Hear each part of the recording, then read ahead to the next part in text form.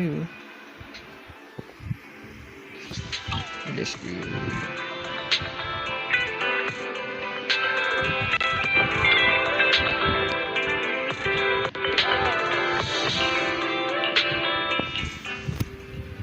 Let's go.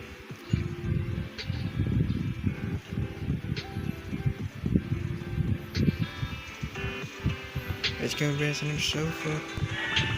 Of course, I lost 50. My vibe ever first lost 50. But it's fine, I just...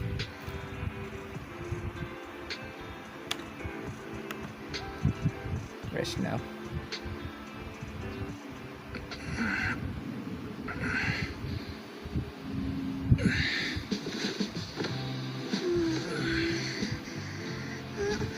Vivi. This time, let me. Vivian? Cute.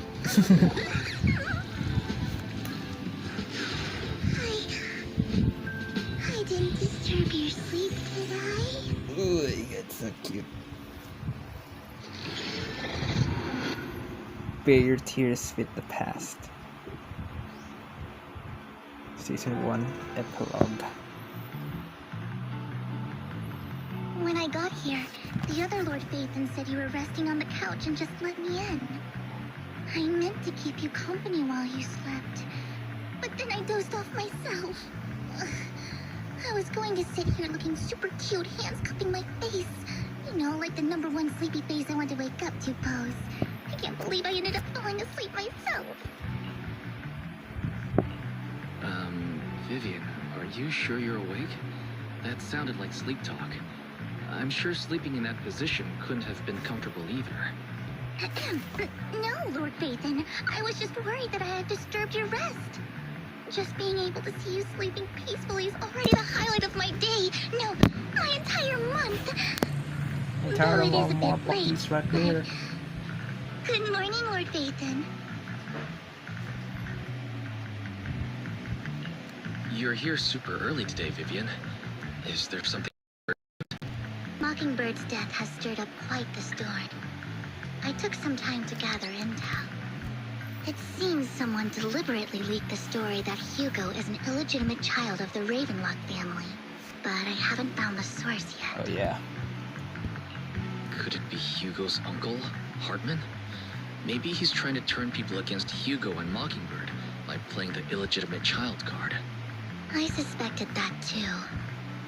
He could be using Hugo's background to make people believe Mockingbird is just another Top's pawn. To the upper class, Mockingbird may be insignificant, but it has a loyal following among regular folks. But after some digging, I was surprised to find that the public isn't turning on Hugo. They're actually starting to see him in a better light. Some people feel bad for him. Some relate to his struggles. And Hartman's the one getting all the heat. Public outcry against Hartman is growing, with many believing he murdered Hugo for his own selfish gain. Tops is hosting an industry summit this week, a responsibility usually handled by the Ravenlocks. But my sources tell me another family has taken over this year at the last minute. If I'm not mistaken, Tops is intentionally keeping its distance from the Ravenlock family due to the current public sentiment.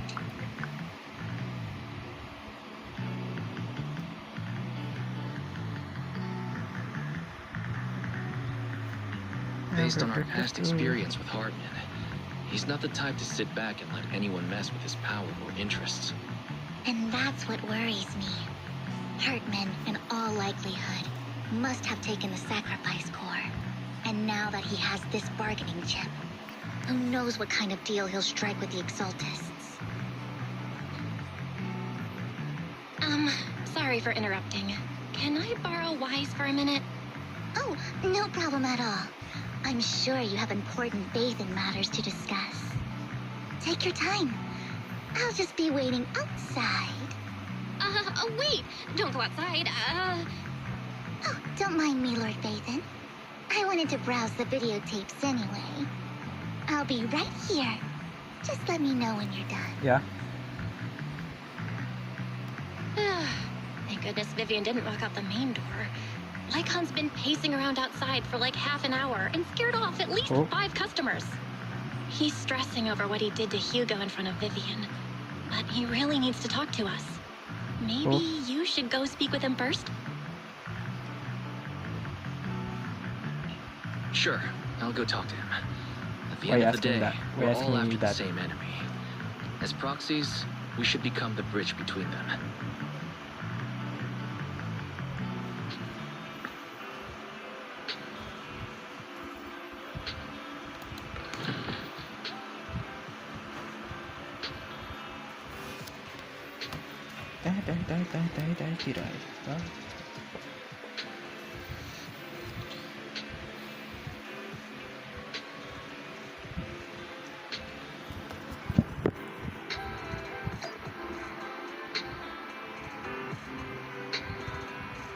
It's Lycone. Hello, Lycone.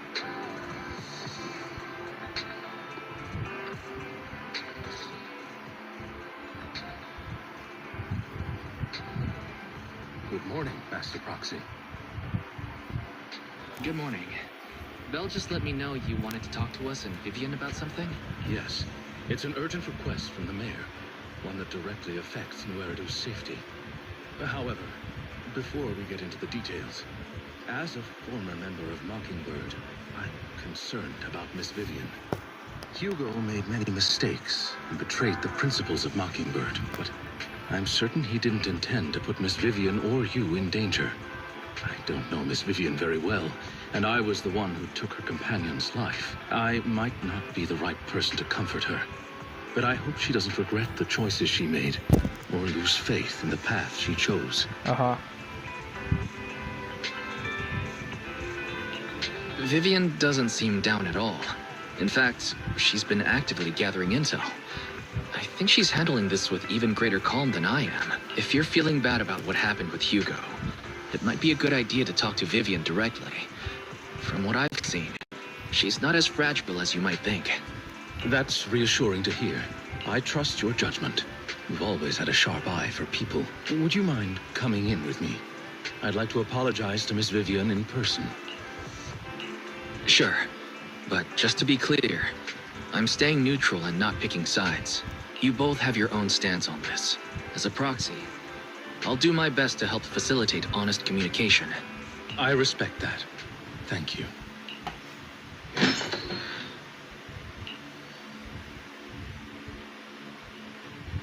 Miss Vivian, I'm very sorry about Hugo. You don't have to explain anything. I'm also part of Mockingbird. Mockingbird stands on more than just gain, so it won't fall when fortunes shift. Hugo had his fixations and ambitions. I also have things I must see through. I'm determined to get to the bottom of the Exaltists and the sacrifices. Miss Vivian, as a former member of Mockingbird, you have my deepest respect. You have my word, whatever comes next. I would never harm you or Master Proxy. As for Hugo, please accept my condolences. Condolences? That's not necessary. Mockingbird has plenty of tricks up its sleeves. This isn't the kind of act that ends so easily. Wouldn't you agree? You're right. I'm glad you guys are on the same page. But why do I feel like I'm being in the dark? Master Proxy, I believe we all share the same goal. Uncover the truth of the Exaltists and the sacrifices. Yeah, the sacrifice, bro. The mayor has tasked me with inviting you to take on this mission, in hopes we can work together moving forward. If the mayor wants to work with us, I trust he will demonstrate his sincerity in kind. Mockingbird will not serve as a pawn for the powerful. That will never change. Of course.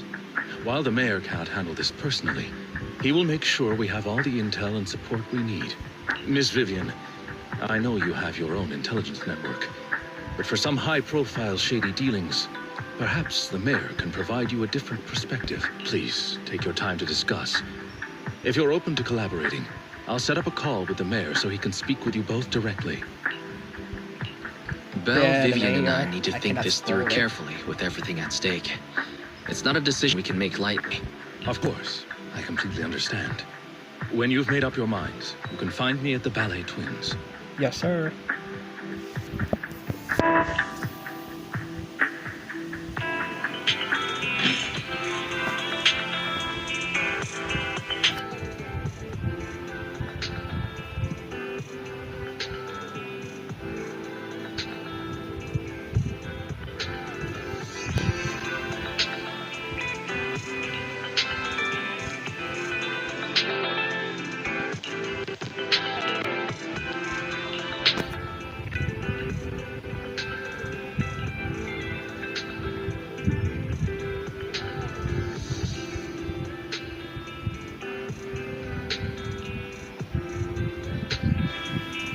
Let's get the ballet.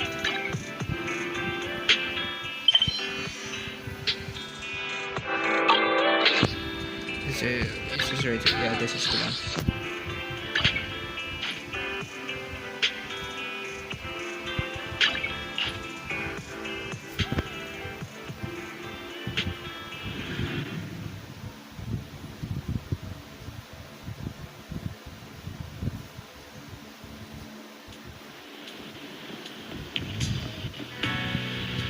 I hear light cone.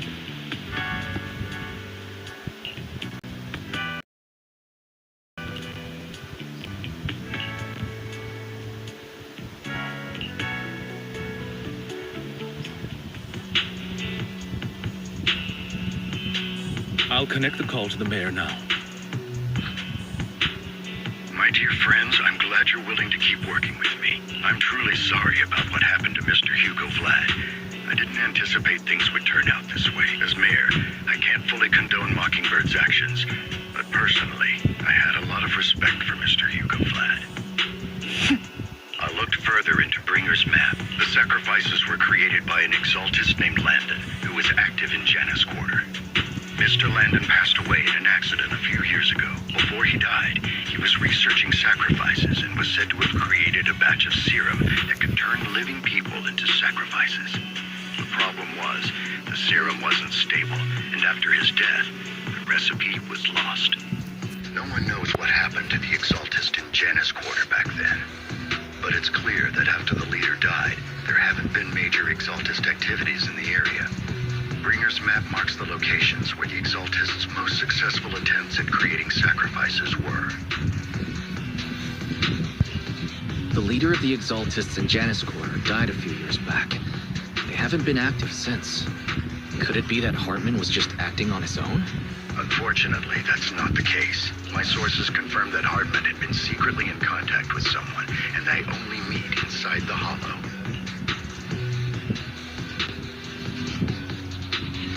Is it possible it's someone from TOPS? TOPS is a huge alliance of corporations. They wouldn't bother getting their hands dirty. Instead, they just sit back and reap the rewards. Everything Hartman is doing is to secure his place in TOPS and strengthen his power within the Ravenlock family. If my guess is correct, Hartman has gotten in touch with the remaining members of the Exaltists that used to follow Landon, helping them create new sacrifices. But what's in it for TOPS? There's no way the Exaltists would just hand over their secrets about sacrifices to Hartman, right? A sacrifice outbreak would throw the city into chaos. And that's when TOPS steps in, taking control of the situation on their terms. The public will see the mayor as incompetent, while TOPS comes off as the real protectors of the city. And when that happens, public trust will shift towards TOPS. And Mr. Mayor, you might find yourself in an unfavorable situation. Still sharp as ever, Miss Vivian. So, what exactly do we stand to gain from partnering with you? Please don't tell me you're doing this out of some noble concern for your citizens. I'm not some hero of justice. And I don't believe in lofty ideals or empty promises. Oh. We have a common enemy. While our ideologies may differ, we can work together on this. And as proof of good faith, I may not know exactly where Hartman is, but I can fan the flames over Mockingbird's death and escalate conflicts within the Ravenlock family. So it was you behind the rumors. No wonder I couldn't trace the source of the public outcry. I'm not the one who started the rumors. I just helped them spread faster after they leaked. And I pulled a few strings to make sure the story painted Mr. Hugo Vlad as a heroic figure who was unfairly persecuted. As I said before, I had a lot of respect for him, and I'd be happy to clear his name. Now let me lay out my terms for collaboration. After looking into it, I found that the dormant sacrifice you discovered wasn't the only one. There are more places where sacrifices might be lying dormant. Too many eyes are on me right now, so I can't send my own men to deal with it. I'd like to ask you to retrieve the sacrifices from those locations. I'll make sure to dispose of them once you do, so no one will be able to use them again. On top of that, I've asked a friend to help monitor your physical condition, and maybe even uncover more of your potential. Her research overlaps with your teacher's work. You don't need to worry about her capabilities. She's a Void Hunter rank special investigator. Really? A Void Hunter rank special investigator is going to be assisting us? And she's involved in our teacher's research? That's right. She's heading to Janna's quarter for some business.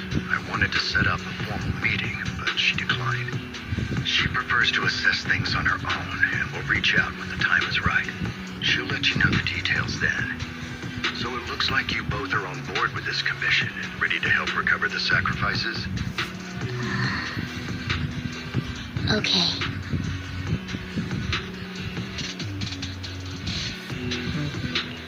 This affects a lot of ordinary people in New Eridu. We'll do our best. I know you won't let me down. Given our positions, we might not be friends, but we're definitely not enemies. I'll leave the rest to you then. I've got to go. Goodbye.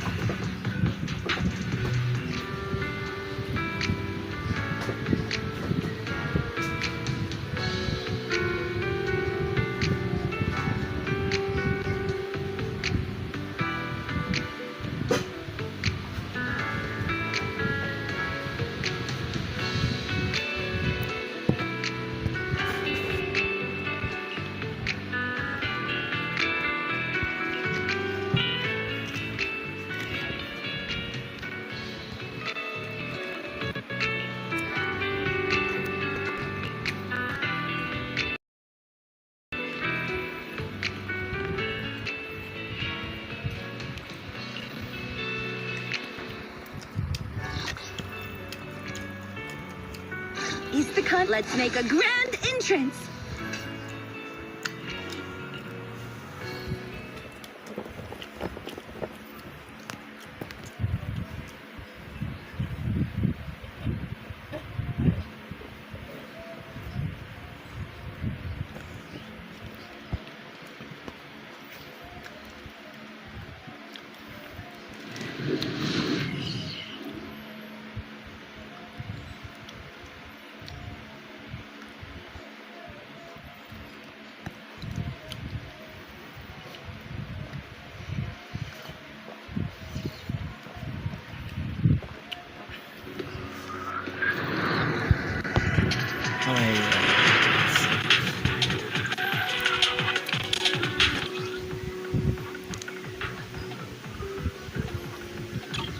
Lord Phaethon, thank you for trusting Martin.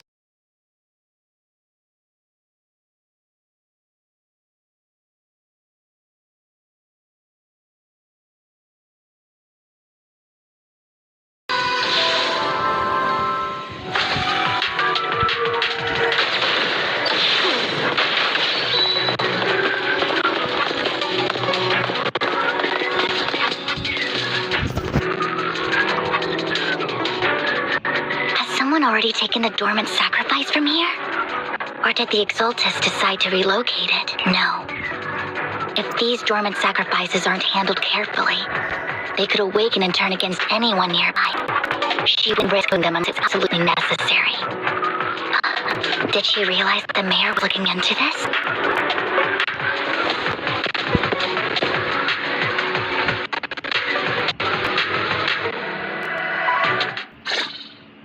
Oh.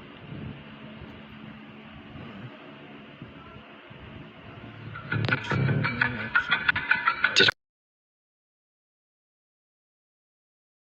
Hartman just make up this intel to get a shot working with us at Tops? I've been walking around forever and haven't found a thing. The Tops. The Ravenlocks have always been a shady bunch. No surprise they've gone downhill over the years. Tops. I heard they were pretty loaded back in the day. What kind of business did they run? No clue. On the surface, their businesses seemed legit, but who knows what was happening behind the curtain. Probably something with the sacrifices. And he was so sure that even if those original sacrifices didn't work out, he had a backup plan. Backup plan? What could that be? Well, that's beyond me. I just happened to overhear something while I was next to Mr. Edmund one day. What's Tops planning to do with all these sacrifices, huh? For research? Do you think we'll ever have a normal life in the Hollows? Don't ask questions you shouldn't be asking. All right. There's nothing here anyway. Let's leave the Hollow and report back on... And we'll make it just in time to clock out for the fieldwork shift. Let's get out of here first.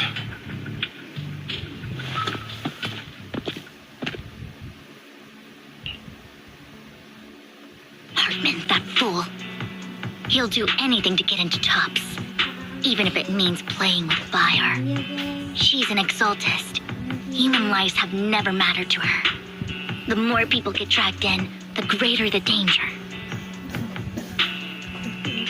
Vivian, you seem a bit frazzled. Who's this she you keep bringing up? I apologize for losing my composure. Please don't mind me. The she I'm referring to is with the Exaltists. Someone I have a history with. That's why the moment I heard about the sacrifices, I felt compelled to uncover the truth. I never meant to hide anything from you. It's just that, for me, the Exaltists bring back painful so. Lord Vathan, please give me a little more time. Once I've gathered my thoughts, I promise I'll tell you everything. Ano, tatlo or apat? Tatlo lang? Apat lang para damo? Ha? Sure. I love this. I'll stop asking. Since, diba, nasa What's more center important than an tayo. unspoken past? The person standing in front of me now. As for everything else, we can talk about it whenever you're ready to share. Lord Vathan, if we weren't in such a hurry, I'd spend 3 whole hours singing your praises. I'll make note of this and make sure to get it done before bedtime. Just like that. First things first, let's track down those dormant sacrifices. The Exaltists have probably realized someone's after them by now. I wish we knew what Hartman's backup plan is. I'm gonna use this. I just can't shake the feeling that...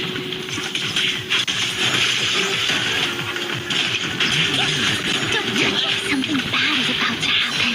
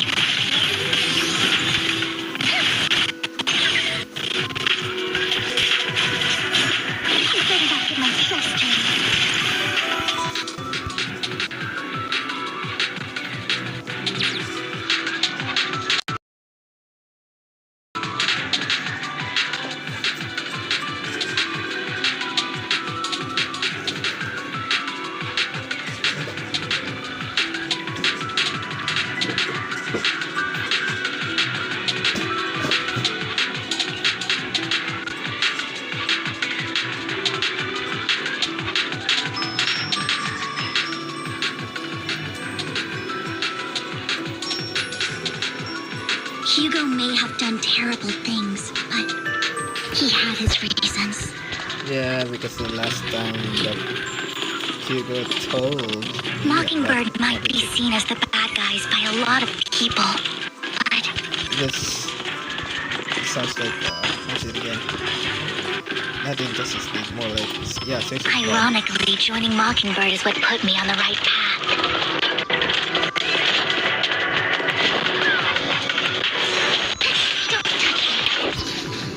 For the first time, I'm needed for more than just my curse.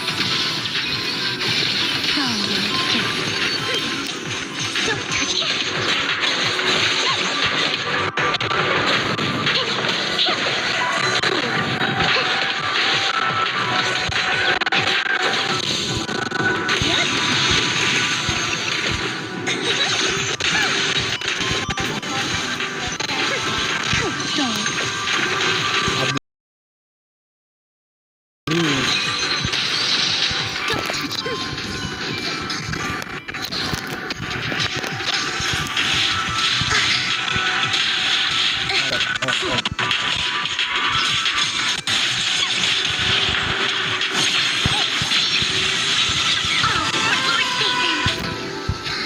Nothing here either. Are we too late?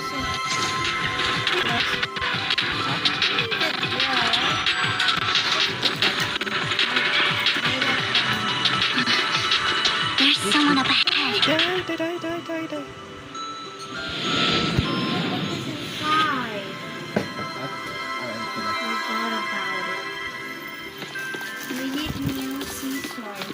Yeah. Yeah.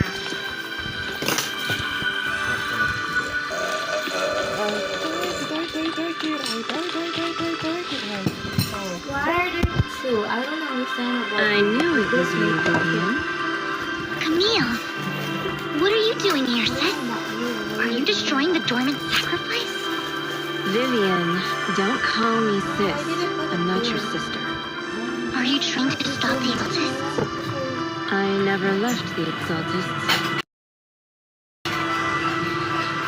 You know what Landon did back then. Lord Landon did it for the Creator. His methods may have been extreme, but they were necessary. Back then, you walked away. You should do the same now. We didn't meet today. Take your friends and leave. What's wrong? Are you being forced into this? I can help you. Help me? Like how you helped her? Vivian, you're crying. You see me, don't you? Diba galan fair ni taga-travel pa ko ulit dati. My movie theater na dito hindi na tayo You haven't changed a bit, Vivian. But we No are need have to hide your we have tears. grown to watch I know exactly what's ahead for me. You've made your choice, and I've made mine. One last piece of advice. Stay out of this. She loathes you. I won't tell her we met today. Don't show yourself around us again. We don't go. It's so the irony. The irony.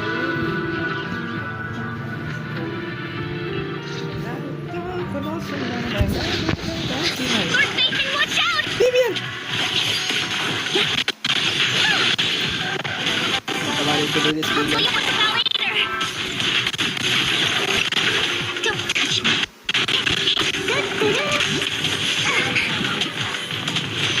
Let's take care of the ethereals first. Everyone, don't underestimate me.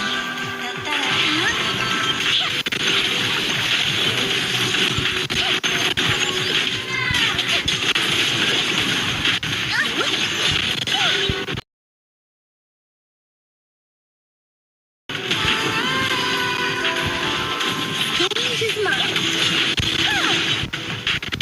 Lord Nathan.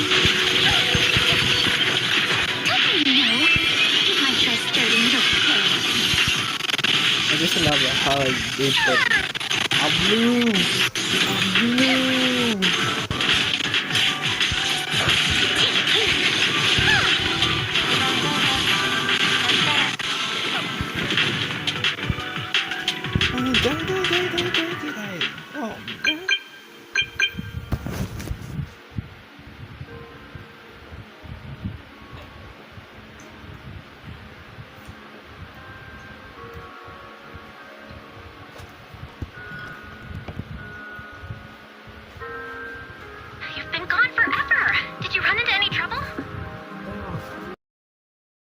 We searched the coordinates the mayor provided.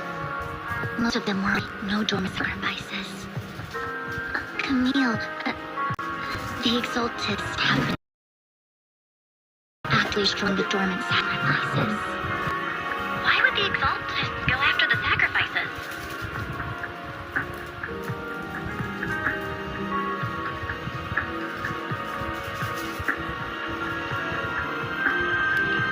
I saw it too. I can't figure out why the Exaltists would do this. And one of them is someone I once knew. I thought she would leave the Exaltists after Landon's death, but she stayed. Wait, what did I miss? Why do you know so much about the Exaltists, Vivian? When I was a child, I stayed with the Exaltists for a while. Back then, Landon was one of the most respected figures among the Exaltists in this region. A lot happened, and after Landon died, I left. I can't turn a blind eye to the sacrifices. I know all too well how many lives have been lost bringing them into existence. Ever since I learned a sacrifice had appeared in Janna's quarter, I haven't been able to stop worrying. I won't let history repeat itself. That's why I asked Hugo to investigate, starting with the sacrifice core. Vivian. Please stop. I'm not looking for comfort. I'm just recounting the story for you to understand the situation. We've got bigger things to focus on. But when I do need comforting, I'll come straight to you. I hope you'll make time for me, Lord Bathan. Just so you know, I'm not the easiest to console.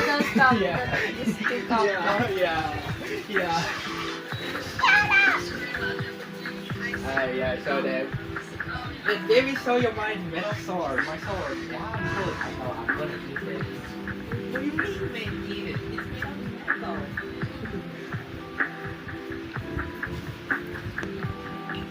Absolutely. If you're feeling down, we'll be here for you. Okay, back to the matter at hand. That conversation between those two TOPS employees back in the hollow is still bothering me. They said Hartman had a backup plan, and that got me thinking about some news that was quietly swept under the rug. Lately, there have been mining accidents in Ravenlock-controlled areas. Many workers have died. The families were paid off with huge settlements, way more than usual. No protests, no controversy, and the issue was buried. But considering the Ravenlock's financial position, why would they be so generous with payouts?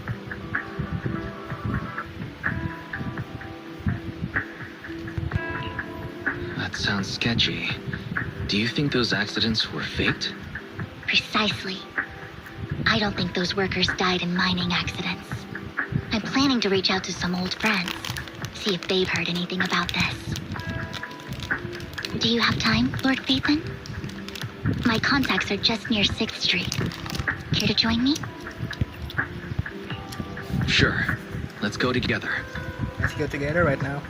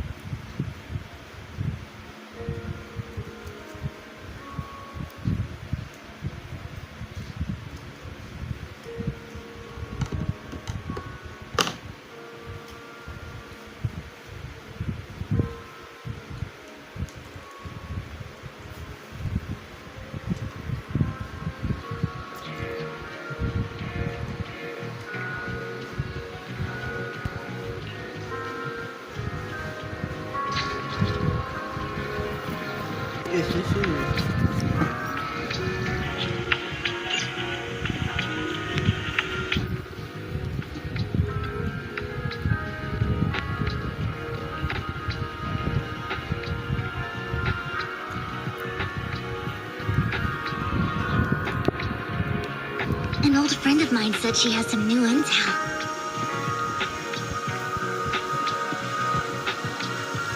Who's the old friend of yours? She's like a mentor to me. I learned a lot about data scraping on internet thanks to her. Oh my god, it's Rain! It's Rain. It's freaking Rain. Rain! Long time no see. Yeah, it's been a while. Rain? So you're the old friend Vivian was talking about.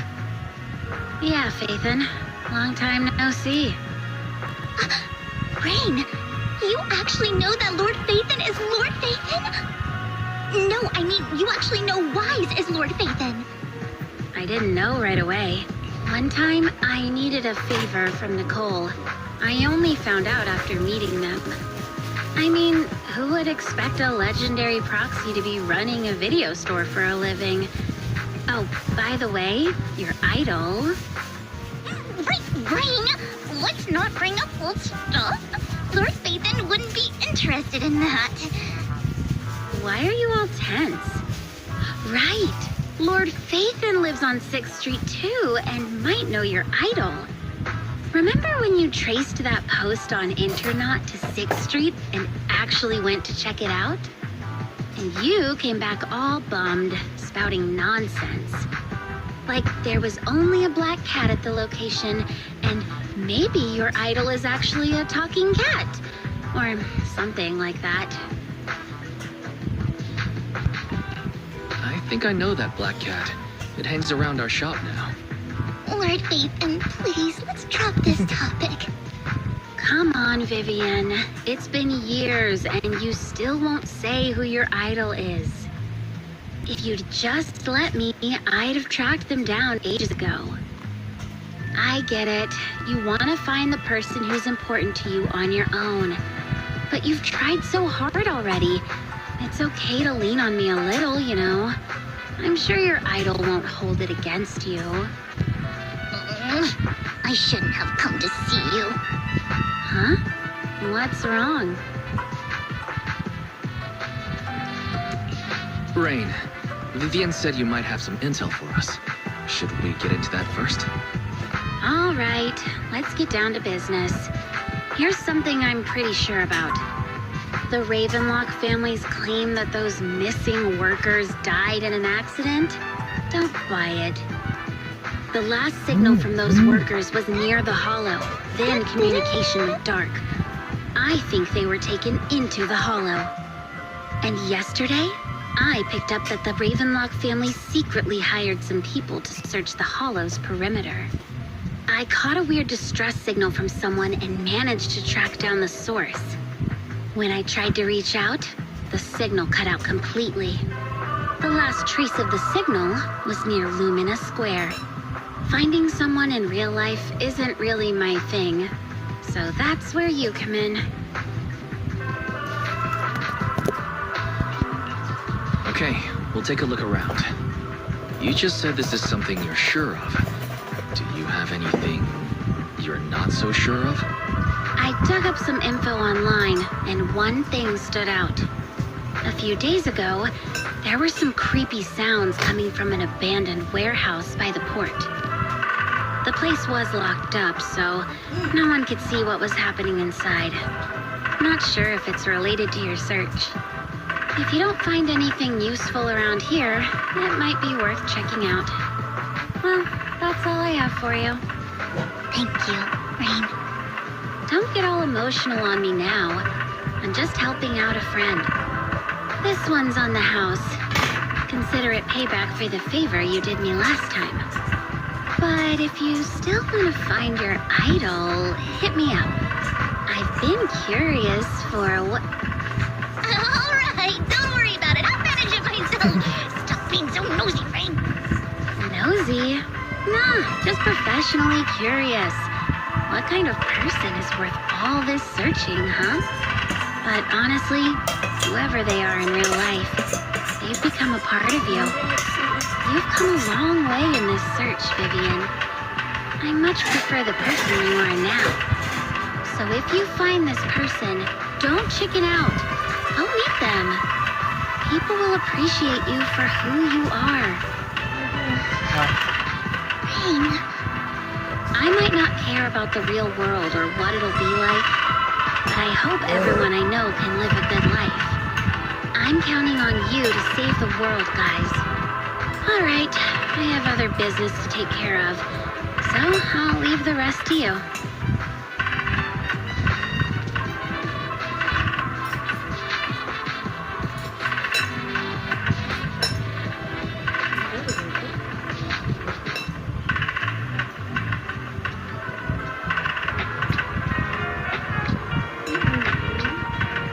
Lord Phaethon, please pay no mind to what Rain said.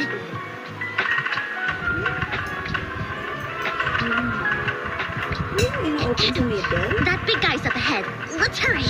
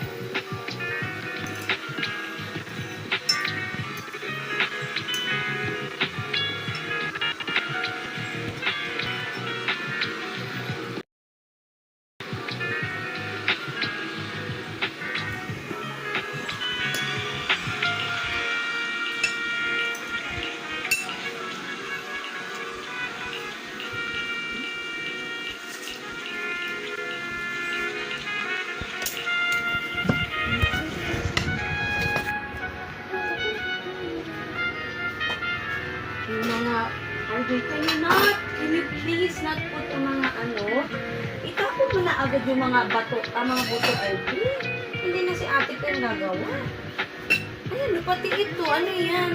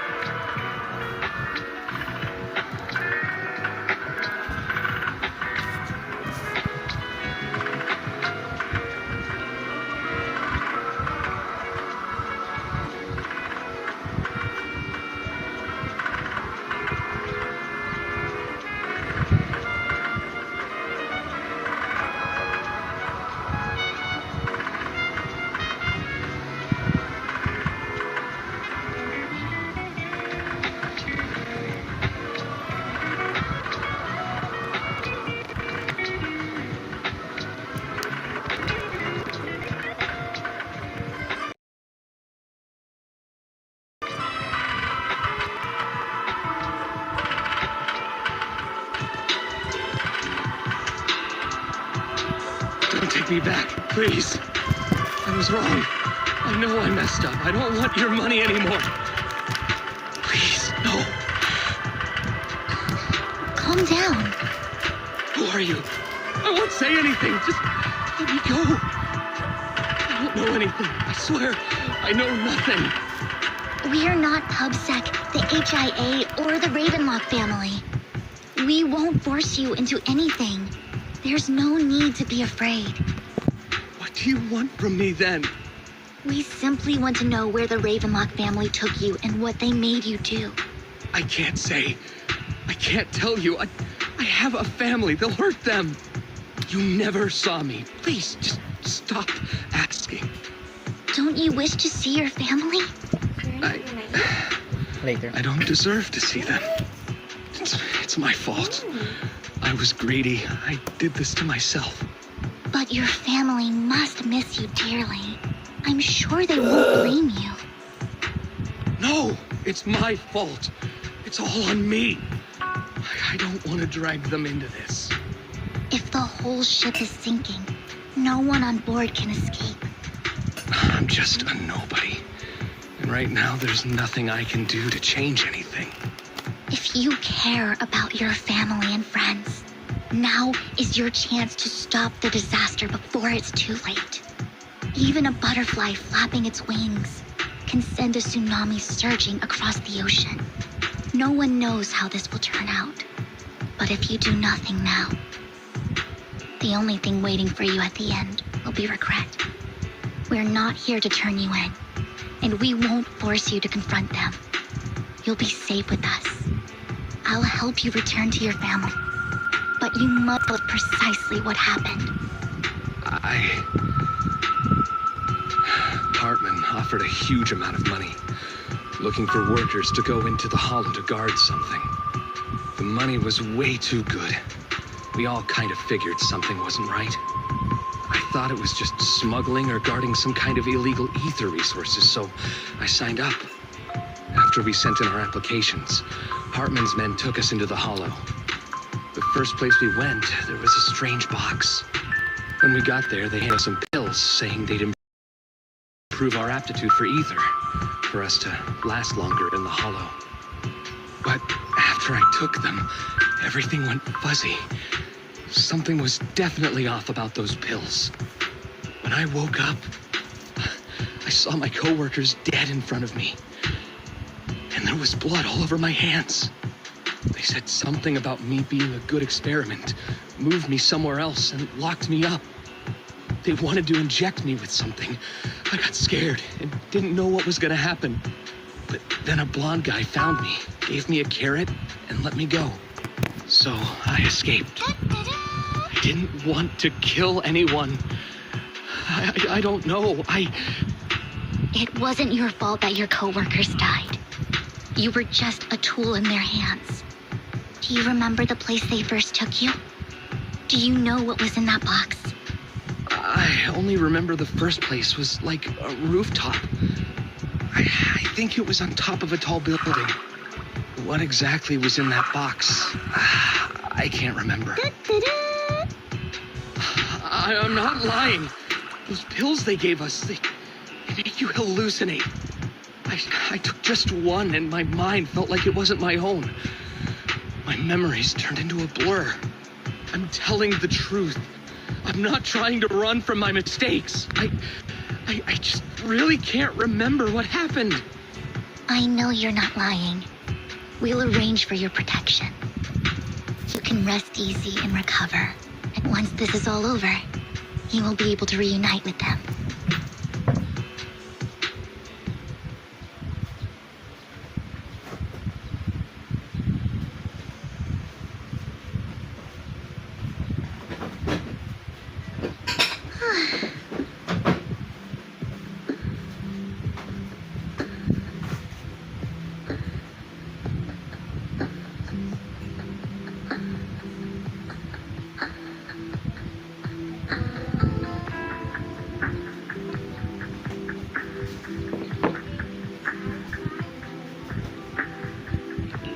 Sometimes I wonder if you've had some kind of special training, Vivian. No matter who, you seem to analyze the pros and cons and make a judgment in no time. Actually, Ow. I wasn't always like this. I used to run away when things got tough. There was even a point where I just wanted to disappear. As if my very existence was the source of suffering. You know, I wondered. If I ate something, you know, I don't like it Perhaps once leaving I it all taste behind it. could put an end to the pain. Yeah, where are you putting? For example, this one, I don't like it anymore. Yeah. It's hard to picture that.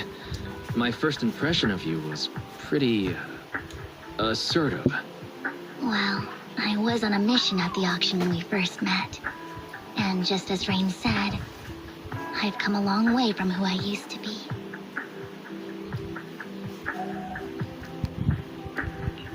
Speaking of Rain, it's quite a coincidence that you two know each other and are actually close. You even know one Denny Boo. That surprised me. We might have crossed paths without even realizing it. Enough about me. Tell me more about you, Lord Vathan. Where have you been? And what have you experienced? Looking back, it feels like I've been through a lot lately. Belle and I even lost our Vathan account. It's a long story, starting with how the Cunning Hares took something from the Red Fang gang. Oh my god. Such a trip, Lane. It should be around this area. Belle told me there's a highly rated store here.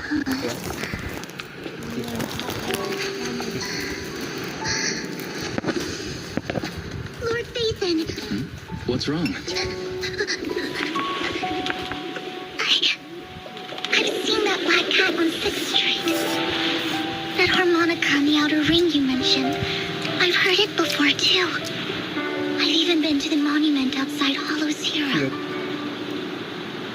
But none of that was a coincidence.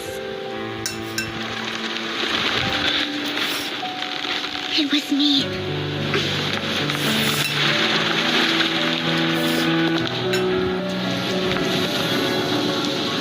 Following you, and now I've finally made it to your side.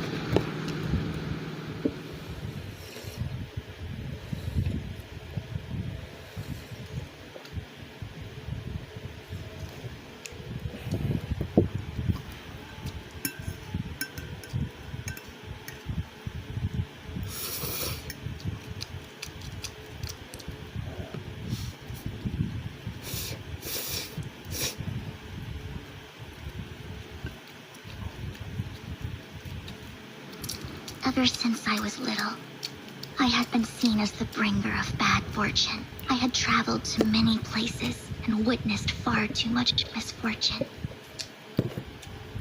Every tear I shed brought disaster. I've heard too many curses to count. I loathed my tears as much as I despised my own existence. Wherever I stayed, tragedy followed. I had roamed too many places, and each time it ended the same way. I didn't know where I could go anymore. One night, I stumbled upon a post discussing me. Whether they knew me or not, everyone seemed convinced that I was the source of the curse. Some mocked me with cruel intent. Some wished I would vanish, and others speculated maliciously. It really seemed that my very existence was a disaster. In that moment, as darkness enveloped the city, I saw lights flickering to life all around New Eridu. So many lights. And not knowing where to go, I thought, if only I could disappear into those lights. But then... I made up my mind. And right then, my phone rang. I decided to take one last look. I wanted to know who left me my final message from this world.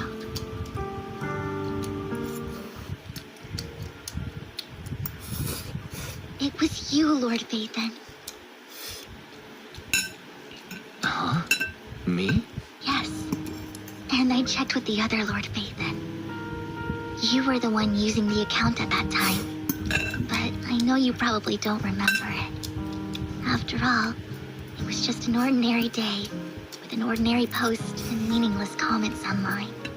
But for me, it was the night I finally realized where I could go. I wanted to walk the paths you had walked, see the sights you had seen.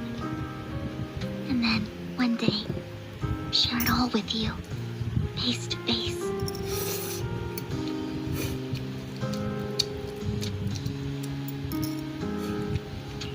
So, I have to ask, what exactly did I say in that reply? Well, you'll have to figure it out for yourself. I'm not telling you. Jeez. You're putting my memory to the test. So, Lord Vathan, thank you. Not only for that comment you made that day, which was a silver lining for me, but also for giving me the courage to become who I am today. The Vivian standing right in front of you now. Lord Vathan, I truly like who I've become.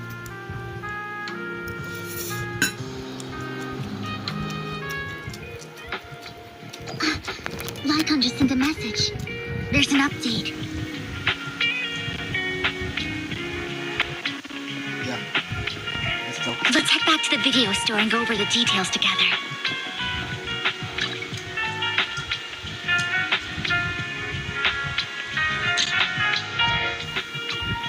How long I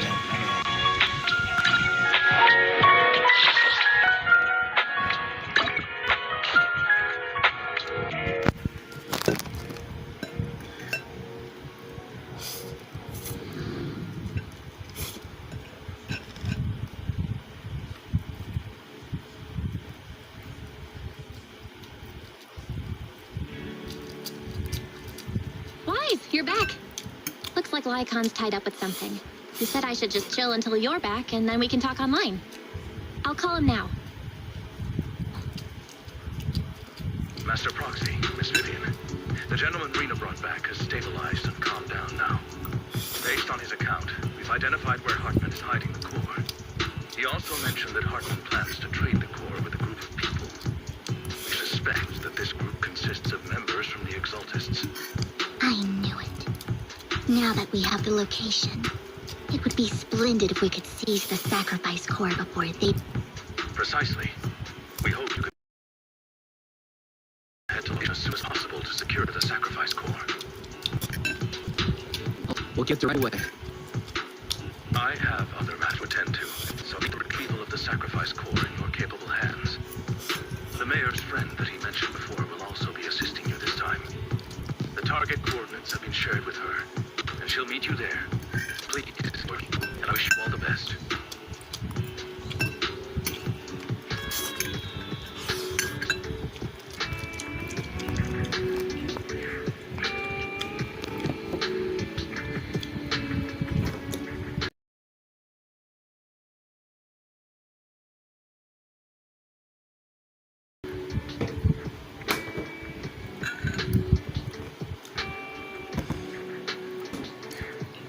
And as always. The concert's starting. Let's make a grand entrance.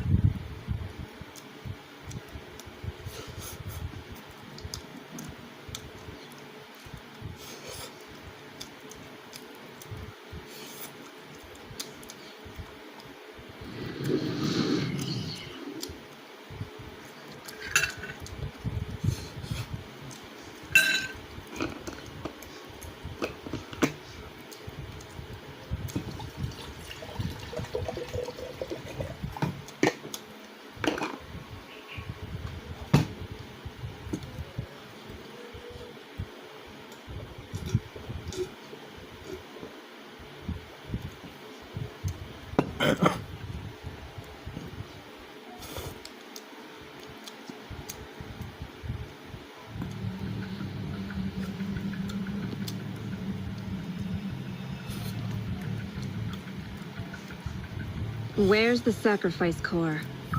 Camille, you really think I'd stroll around with something this important? Plus, even though the Ravenlocks and the Exalters have been working together for ages, I've hardly even met Lady Dina. I'm the one offering the sacrifice core here. I'm curious what Lady Dina's got lined up for me in return?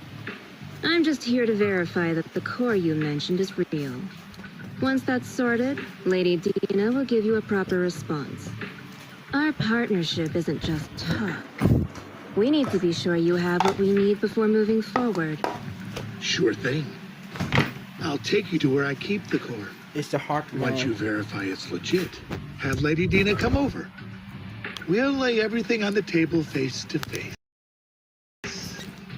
All right, lead the way.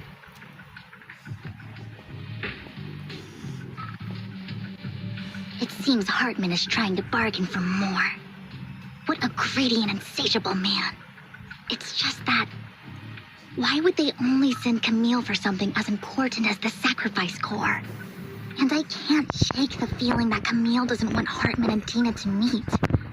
Why is that? So it's not talk. Is she a leader of the Exaltis? Kind of. I really think we should hurry. We must get to where Hartman keeps the core before anyone else. I've mapped out a shorter route, but there will be ethereal away. I'll leave the fighting to you, Vivi. Don't worry then.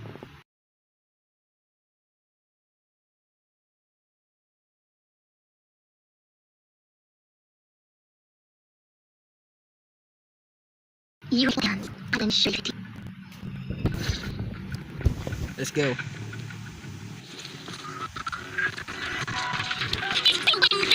Oh my god, it's Lord Tyson!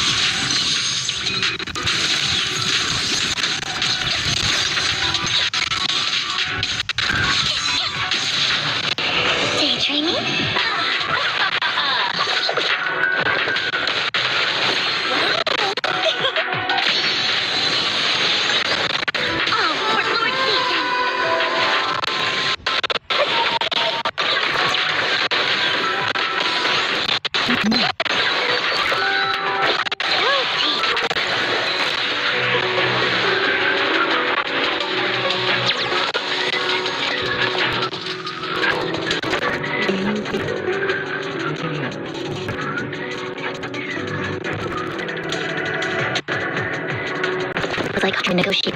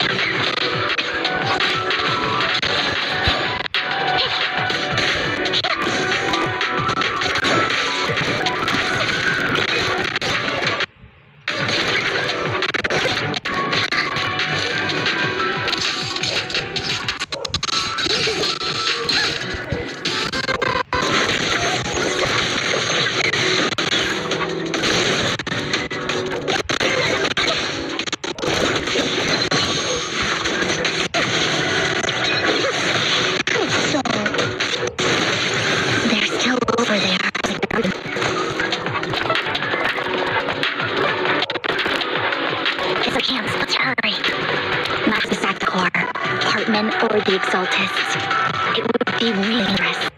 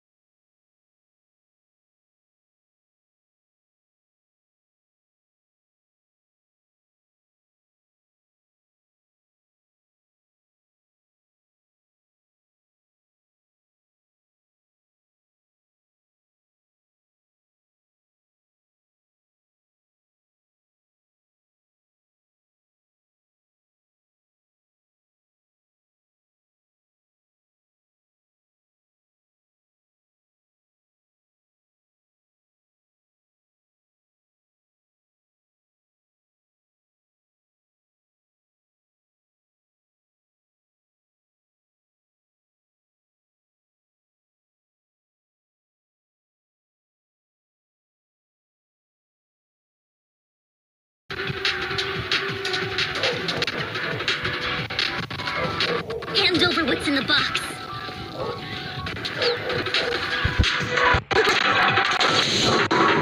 Or we live hard way.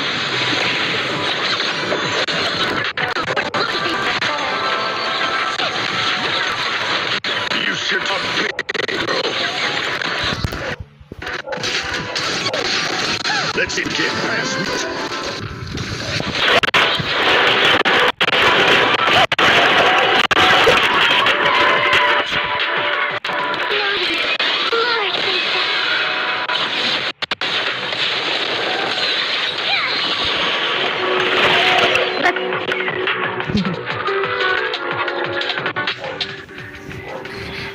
Lord Vathan, the box is empty.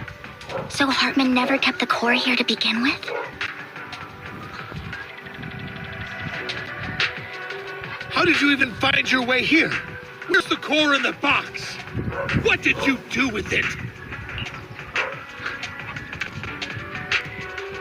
You call this keeping the sacrifice core safe?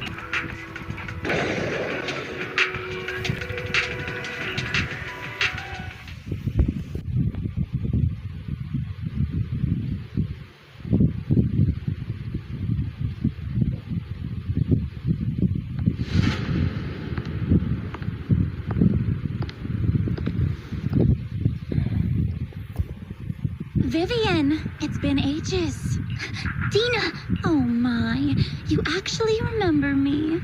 So sweet. Look at you, thriving. I thought you'd totally forgotten about our past. So, tell me, do you ever dream about the people you've killed? Are they crying in your head all night? Back then, I had no idea. You had no idea? While you were soaking up all that love from Daddy and everyone else, you had no idea what was going on? I wasn't... Lady Dina, Miss Vivian didn't actually...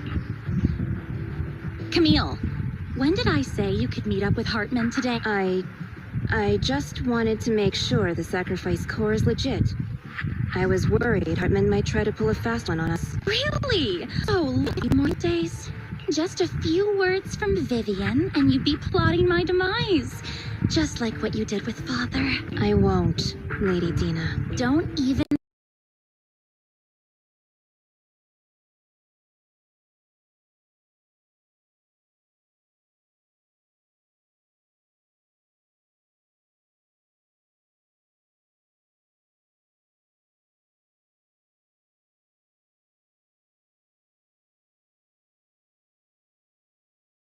think about betraying me, Camille. You owe me for what went down back then. However, I do understand your worries. This core, it's fake. No way! I got this straight from Hugo! It can't be fake! How can you say it's fake without any proof? Ugh, seriously. Sacrifice core can max out the ether particles within human bodies in no time at all. But look at your little subordinate. How uncouth. He's making noises like some animal. Can you shut him up? So annoying. The masterpiece Father made for the creator isn't this worthless piece of junk you're holding. So, the real core. Vivian, where do you think the sacrifice core is really at? Da-da-da! I don't know. If I knew where the real core was, I'd destroy it without a second thought.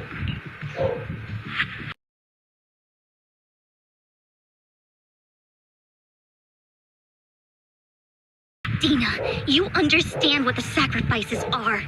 And you know those who were blessed did not have to endure such horrors. Oh, they shouldn't have suffered those horrors. Weren't you the one who decided if they'd be blessed or not? If it weren't for your tears, how would they have encountered such misfortune? How self-righteous, Vivian. Their fates were in your hands. It was you who brought disaster on them. Landon just needed an excuse. He needed someone to blame, whether I shed tears or not. He'd treat living beings as mere subjects for his sacrifice experiments. Dina, you know all of this. Landon even went so far as to sacrifice you. Shut up, shut up, shut up! Yes, Did it for his oh my great god. cause. Vivian, why do you always mess everything up for me? Everything! You did it before, and now again! You just had to ruin my plan. I was so close to fulfilling Father's last wish. If you don't give me the sacrifice core, be prepared to become food for the ethereals. I told you I don't have the sacrifice core. Otherwise, I would have destroyed it already. Lord Phaethon, find the right moment to retreat. She can be quite unpredictable when her temper flares. Oh, really? You don't have it? Then I suppose there isn't a reason to keep you alive.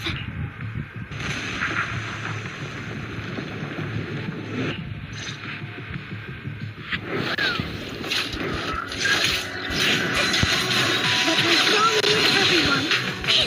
More ethereals are coming.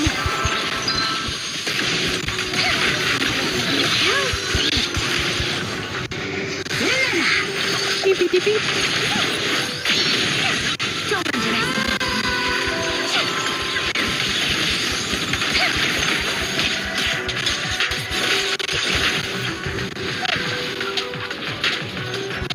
There are too many. There's no chance to get out of this.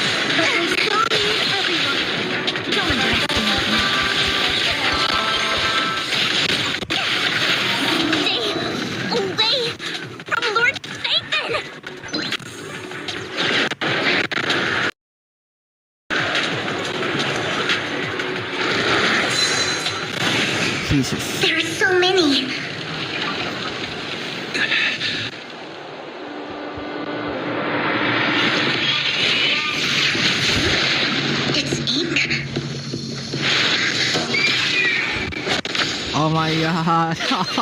She looks. Good fortune, close gate, safety. It looks like her. An evil miasma gathers here.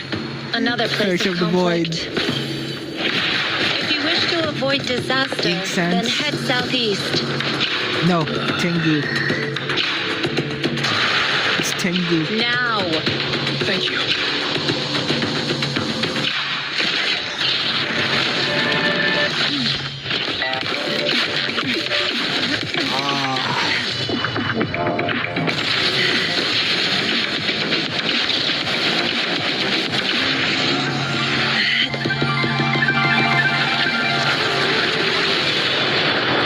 Holy Tengu. Finally, peace and quiet. It's freaking Tengu.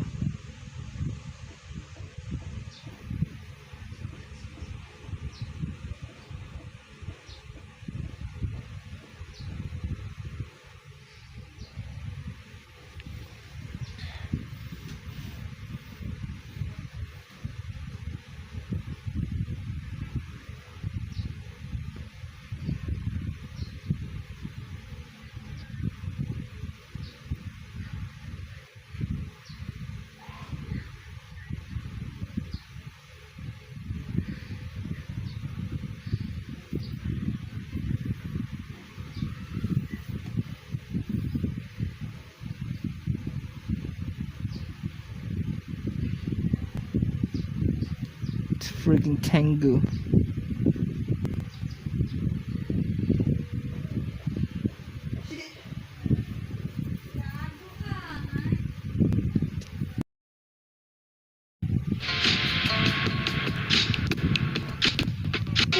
Right? Mayflower mentioned a special partner might need my help. May I ask, who are you? I'm the 13th generation master of Yishuan. Yunquei Summit. Yishuan. You can call me Yishuan. Mayflower passed along your info, and I was curious what kind of person you are, so I came to see. At first, I thought it might be a hassle, but your energy feels really calming. Quite nice, actually. So, you're the investigator the mayor mentioned. Yes. He also asked me to be your temporary teacher and offer you a bit of guidance. Guidance? What does that mean exactly? Unfortunately, this isn't the right time or place to talk. I have some investigation work to catch up on, and it seems you've got quite a lot on your hands, so let's part ways for now. I'll find a good time to visit you soon. I'm so sorry, Lord Vathan. I'm just not feeling very well. I think I'll head back for now. I'll investigate the sacrifice core and reach out once I find something. You don't look so great. Let's get out of here and figure things out later.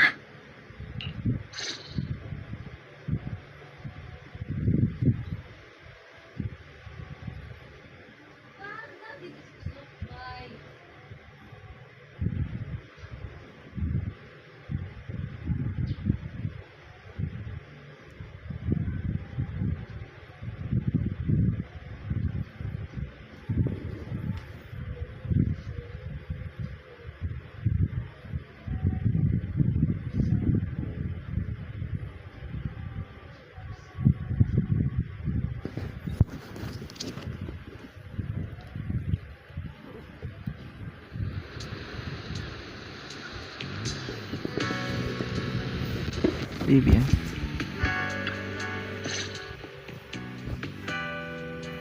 Lord Vathan, are you going to rest now? I can head back later, Vivian. You seem a bit off since we left the Hollow.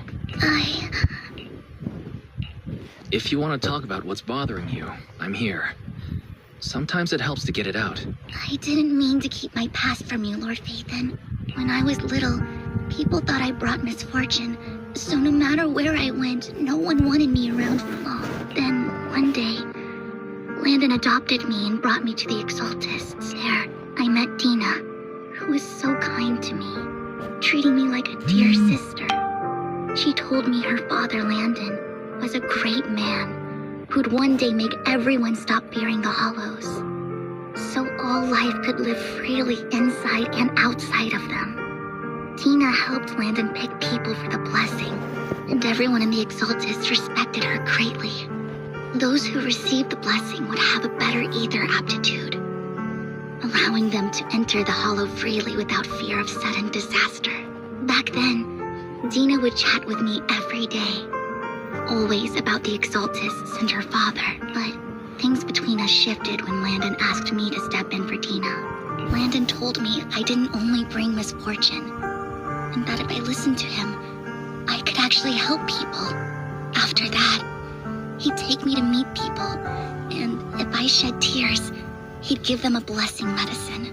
Those who got the blessing could dodge calamities. At first, I was ecstatic, thinking I could help others. I shared my joy with Dina, but that was when she started to pull away from me. Was that blessing medicine the same sacrifice serum Bringer had? Yes, to be precise, it was an early version of the sacrifice serum. Landon's medicine wasn't stable. The medicine Landon developed could boost abilities quickly, but also sped up the development of ether corruption. In the end, most people turned into ethereals, and a few became sacrifices, losing all human consciousness. The ethereals were killed while the sacrifices were given to the higher-ups of the Exaltists. The Exaltists wanted the sacrifices to hold human consciousness, so Landon's medicine was seen as a failure, and he gradually lost influence within the Exaltists. One day, I saw Dina, and tears streamed down my cheeks. In a bid to save his reputation, Landon decided to let his own daughter receive the blessing. I had always thought that getting the blessing was a good thing, until I saw terror in Dina's eyes that day. That evening, I broke Landon's rules for the first time, and followed him out of the Exaltist's residence. I trailed him to the Hollow, where I witnessed someone who had been blessed becoming corrupted. In the end, that person became an ethereal. Then, without hesitation, Landon killed him. Before Landon returned, I went back to the residence and snuck into his study. And there, I uncovered the truths I just told you. And just a few days later, it was time for Dina to be blessed. I wanted to save her and stop anyone else from getting deceived. So, that day, I told everyone present that Landon should be the one to receive the blessing, not Dina. At first, Landon argued, and no one believed me, but in front of them all, I looked at him and let my tears fall.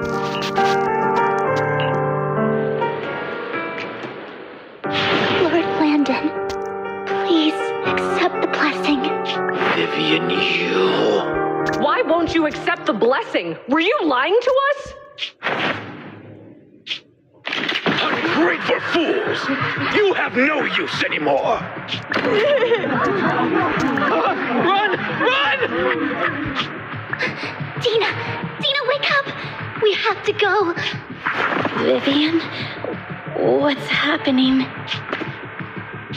Listen to me! Lord Landon's so-called blessing isn't...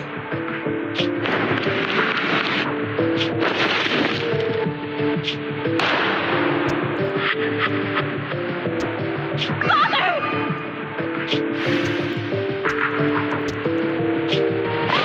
No, I was just...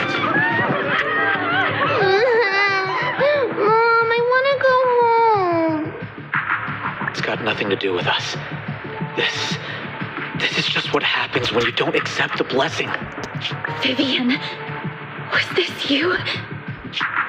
Tina, I just didn't want you to accept the blessing. Everyone who does ends up... I just don't want to lose my father. You knew? If you knew what he's done, He's my father. He's all I have. Stop being self-righteous, Vivian. You only ever bring misfortune.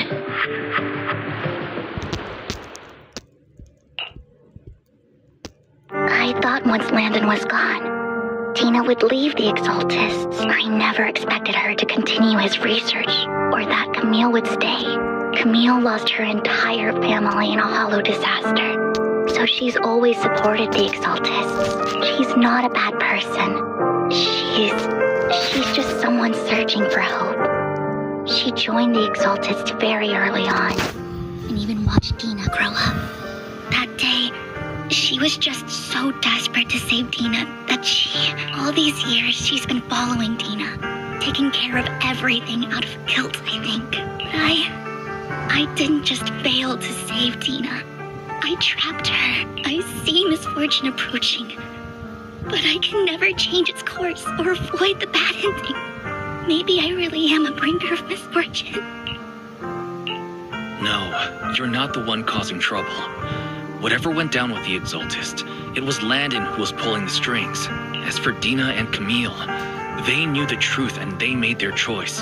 The Hollows and the disasters they caused took more than just their loved ones. Not all survivors cling to obsession and hatred like those two do. Lord Phaethon. You need to believe in yourself, Vivian. From what I can see, you're handling this sacrifice crisis pretty well on your own. Besides, you told me you really like who you've become. I hope that you can believe in that, at the very least. Yes, that'll always be true. Thank you for listening to my story today. Years have gone by, but I've never had the courage to face all this. Maybe Dina and I were meant to meet today, so I could finally spill it all out. It lightens my heart a little. Lord Phaethon, you truly are a wonderful listener. Not just today. Whenever you're feeling down, know that I'm here for you. I will. It's been such a long day. You must be exhausted. I'll track down the location of the sacrifice core and let you know what I find. Good night, Lord Phaethon.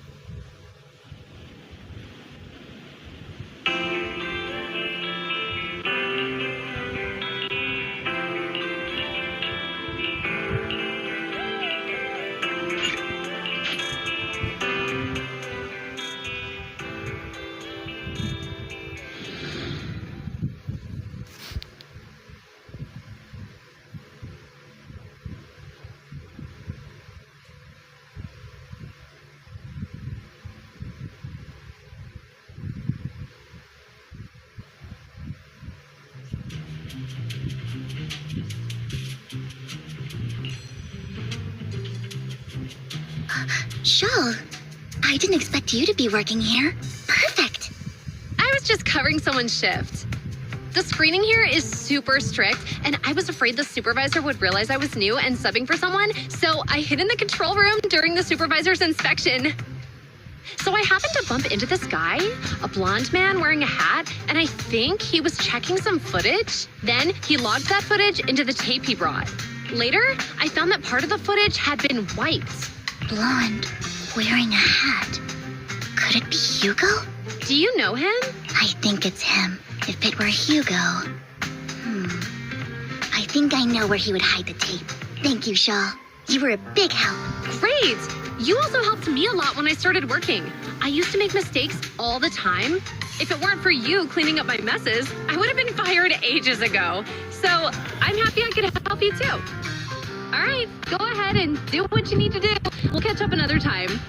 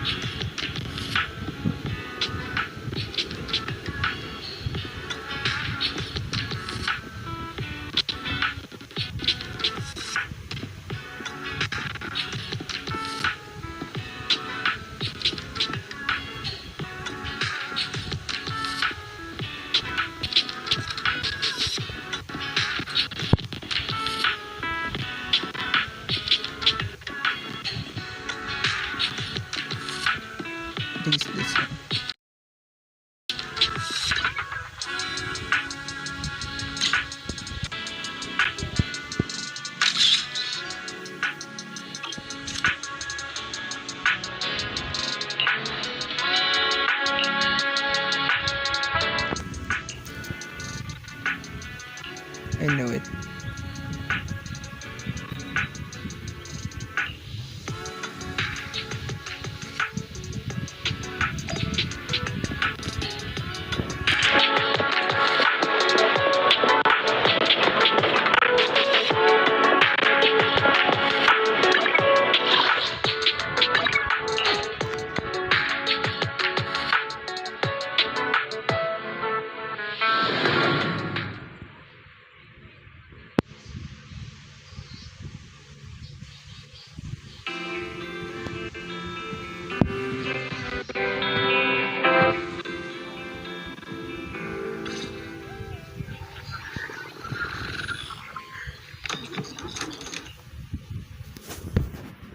If I'm not mistaken, you and Vivian share the same goal. Silence is no good for negotiation. I just don't want Dina to reach a point of no return. Hasn't she already reached that point with what she's doing? The formula for the Landon's theorem was lost, but a batch survived. And Dina was able to develop a substance that can be used in mind control. She's trying to combine the two aspects that will be human. If the door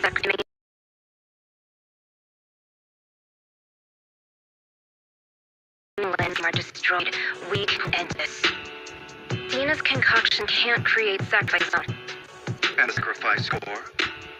That belongs to the creator, not her. Although I find Landon's methods despicable, I can't deny that the Exaltists and the creator are leading us in the right direction. I just don't want Dina to spend her life trapped by her father's mistakes. I mean, no offense, but I find your protectiveness rather weird.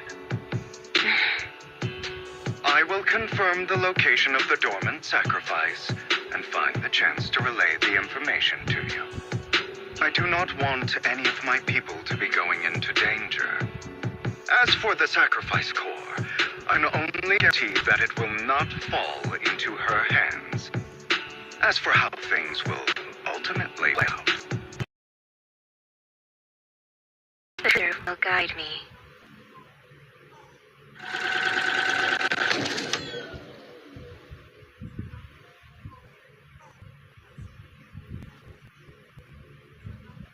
It was actually just destroying the dormant capacity. Compared to Camille's motives, I'm more concerned about whether Hugo has more plans lined up. Hugo, Why can't I just send a message saying he's got something urgent that he needs to talk to us about now?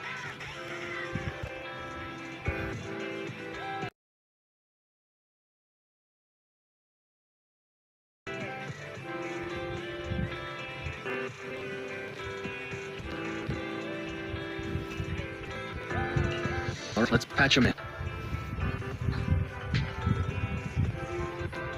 Master Proxy, I apologize for disturbing you. We have just learned that the Ravenlock family will host a banquet tonight. This banquet is rather special, as they're allowing members of their family to invite business partners to attend. With Hartman at the center of controversy, there are many members of the family who are eager to use this opportunity to replace him. The mayor has been spreading rumors of a young tycoon who inherited a sizable fortune and is looking to partner with a person from an old and influential family. This information has lured a young man named Burton from the Ravenlock family. So, you want me to pose as this tycoon and use Burton to infiltrate the banquet? Correct. And Hartman's study is also located within the venue. I see. Hartman's study might hold valuable information.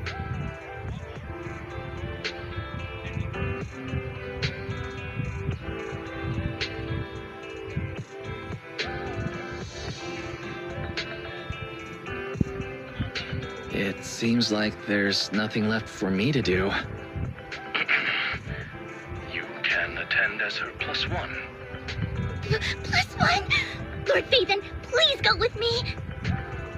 Master Proxy, it seems Miss Vivian requires your presence, so... Yes, just your presence will help me immensely. Sure. If we go together, we'll be able to keep an eye out for each other. I'll accompany Vivian. I'll send you the time and place for the meeting with Burton. If you encounter any danger, please evacuate immediately or contact me for backup. I hope everything goes well for you tonight.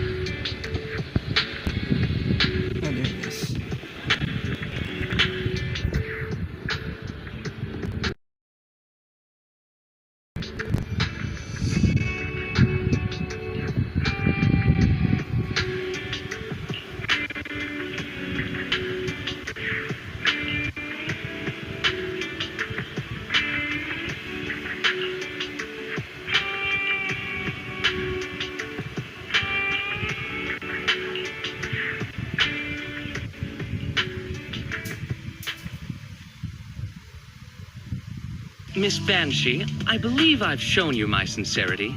Now how about you? Sincerity? My presence here is a show of sincerity. To work together, Miss Banshee, you should drop your pretentious act. I am well aware of the ways of the Ravenlock family. If I were to come empty-handed, I probably wouldn't even be able to make it out the front door tonight. Since I agreed to come with you, and even brought along my most precious companion. Does that not show my deepest sincerity? No need for such an off-color joke. Our door is always open for those coming or going. We both know what's what, so let's cut the small talk. I know far more about how the Ravenlock family made their fortune than most here.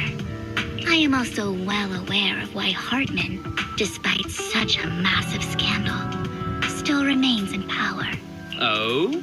Exaltists, blessing, sacrifice, Landon. Where would you like me to start? How did you know that? No, who are you?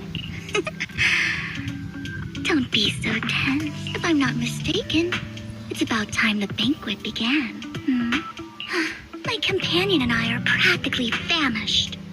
Is this how you treat your guests? By letting them starve? Perhaps when we've had our fill, we'll remember where the sacrifice is hidden. You know where the sacrifice is? So, can we go get something to eat now?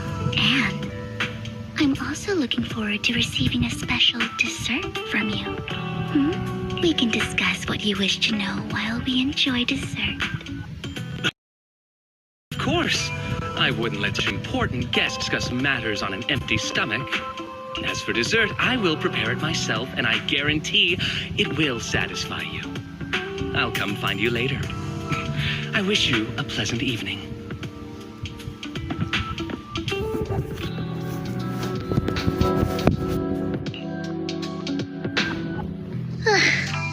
These kinds of people are exhausting to deal with. I really don't know how Hugo used to put up with it.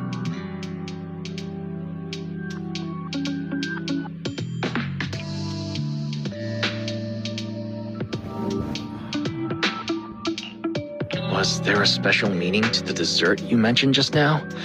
I thought he'd stay for longer, but he left once you said that. Hugo taught me that bringing up dessert in such situations is a way of telling the other party they need to offer more. Fortunately, that old fox Hartman is terrified of losing power. He's definitely keeping the destruction of the sacrifice and the fact that the sacrifice core is fake hidden from the other family members. Otherwise, Burden wouldn't have been so willing to raise his offer. Lord Phaethon, let's find Hartman's study when the banquet is at its busiest.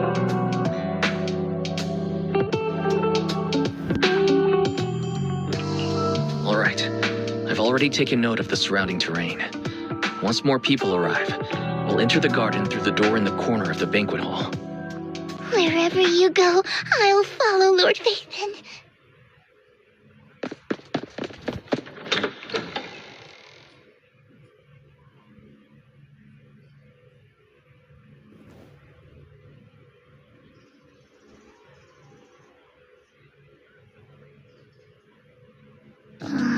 Isn't this going a bit too well?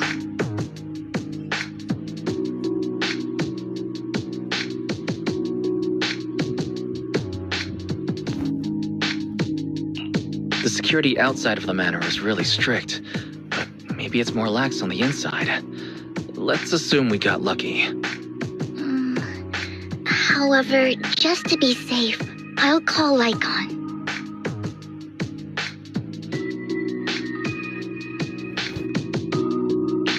Let's check Hartman's recent correspondences for clues. I still have concerns about the sacrifice core. Right. Though the core he gave Dina was fake, Hartman might have left a trick up his sleeve and hid the real one. Then let's split up.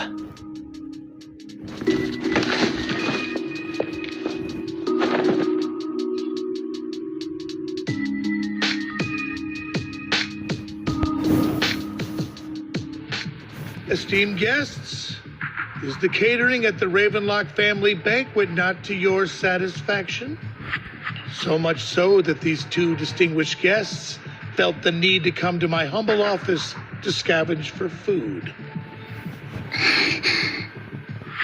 Don't want to come out? Well, after all, you don't have long left. Burton, that greedy idiot, fell for the mayor's trap. But I never expected that he would bring you into my territory. I suppose I should thank him. Otherwise, I would have had to go to great lengths to eliminate you. Vivian, Phaethon, give Hugo my regards. Tell him I shall be taking the wealth and power of the Ravenlock family for myself.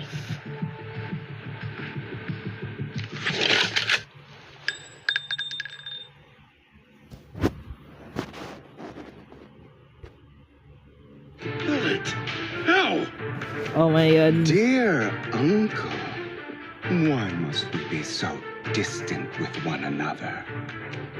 You can just tell me what you want to say directly. Hugo. Hugo! Impossible! You're... Uncle, you must know a Ravenlock will never stop until they get what they want. Did you really think I would be defeated so soon? When I have yet to trample you into the dirt. You filthy bastard! You only know how to resort to these petty tricks!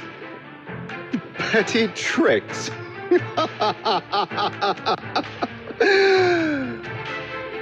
Perhaps you'd like to know what I managed to accomplish using this faked death of mine. My dear uncle. Oh my god, Hugo!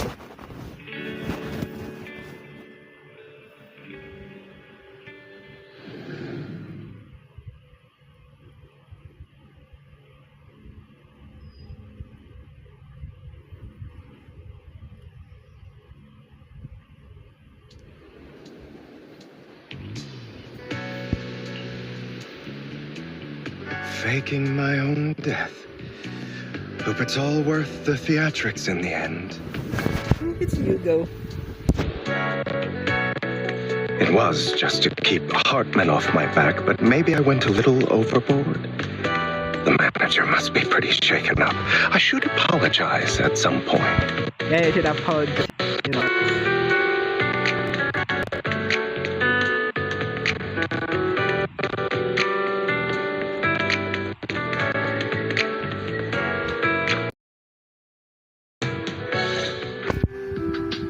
You're taking longer to rest than I expected. Lycon, you think too highly of my physical capabilities. Well, thank you for your cooperation. I must say, if nothing else, at least your acting skills have improved. Why do you look so angry? You should be happy. We pulled that off together with flawless teamwork and managed to fool everyone. Drop your foolish facade. I'm glad you still remember the code we set all those years ago. And thank you for ensuring your sleight of hand didn't deteriorate. Oh, right. I should also thank the blood bag hidden in my clothes and our other props. Do you remember when we last used this trick? It was probably ages ago. Sometimes I really don't understand you. Have you never thought about what the consequences would be if I didn't understand your code? If I decided against helping you? Or if I just couldn't control my strength properly? You'd understand it. Of course. If things really did go awry, I had alternative plans. You wouldn't be so arrogant as to think I'd bet everything on you, would you? You're insane. No, I'm flattered. I'm flattered. So what exactly is the purpose behind all this? Surely after going to such great lengths to erase your own existence, you don't just plan to hide here and reminisce about the past with me. Don't try to brush this off. I've already helped you enact your plan. Tell me the truth. Don't get your tail in a twist. I have more plans that require your assistance, so naturally I would not hide anything from you. Simply put, as things stand, whether as Hugo Vlad or as Mockingbird, I am doomed to die. Seems you've made quite a few enemies. As a member of the Ravenlock family, I negotiated with Edmund and managed to obtain resources from Tops for my future plans. I also confirmed what attitude they held toward your master, the Mayflower family. Meanwhile, I used my identity in Mockingbird to strike a deal with Hartman and gather information on their collaboration with the remnants of the Exaltists. That's where I got my intel on what Bringer left. Oh, by the way, the crime declaration letter that your dear mayor received, that was also sent by yours truly. He's probably figured that out by now, right? Though I'm not sure if he told you. The mayor learned about the sacrifice attacks through his own means, but lacked an opportunity to take action. That warning letter was precisely what he needed. You aren't hopeless yet. How delightful. In short, I'm more well-informed than your lot because I get around, dealing with all these different important figures. But of course, it comes at a cost. It's only fair. After all, you can't hide the smoke from a wildfire. Rather than trying to carefully tame it and risk setting yourself alight, it's better to let it burn free. When I helped you put on your little act, killing you in front of everyone, you left the sacrifice core to Hartman. That was intentional too, then? Oh, yes. And it worked like a charm, didn't it? Now no one cares for me anymore, and all eyes are on Hartman. A perfect situation for keeping the Ravenlock family in check while dealing a cutting blow to the Exaltists behind them. Another crucial point is Vivian and Phaethon. I must sever any ties they have with me or Mockingbird. Although I feel bad for Phaethon about what happened, but it had to be done. That's the only way they would be safe, allowing the plan to continue. I noticed that you never turned your blade toward Master Proxy. So, those words you said back then were also... I will bloody my hands. I will carry the weight of my sins. I will become the abyss. Obviously, it was all an act. My acting has always been impeccable, as you know. Hugo, you're taking such a tremendous risk. Why? Would you believe me if I said it's for justice? But unfortunately, it's not. I want revenge on the Ravenlock family. And I will make sure that despicable excuse for a human being, Hartman, suffers a slow, torturous end. Of course, I also promised Vivian that I would help her investigate the whole thing with the Exaltists. That's all. You don't look too good. Is it your wounds? No. This is the first problem I plan to resolve. Lycon, do you have a place that is sufficiently discreet, quiet, and can take a lot of damage?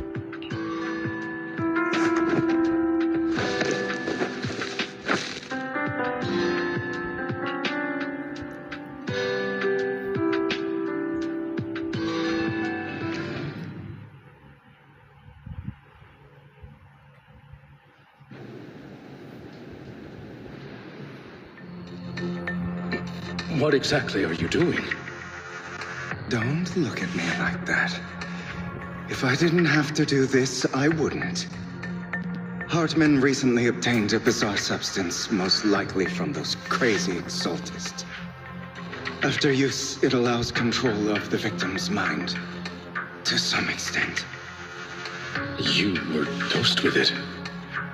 To be more precise, Lycon, I deliberately allowed Hartman to put this drug in my cup to facilitate our previous collaboration.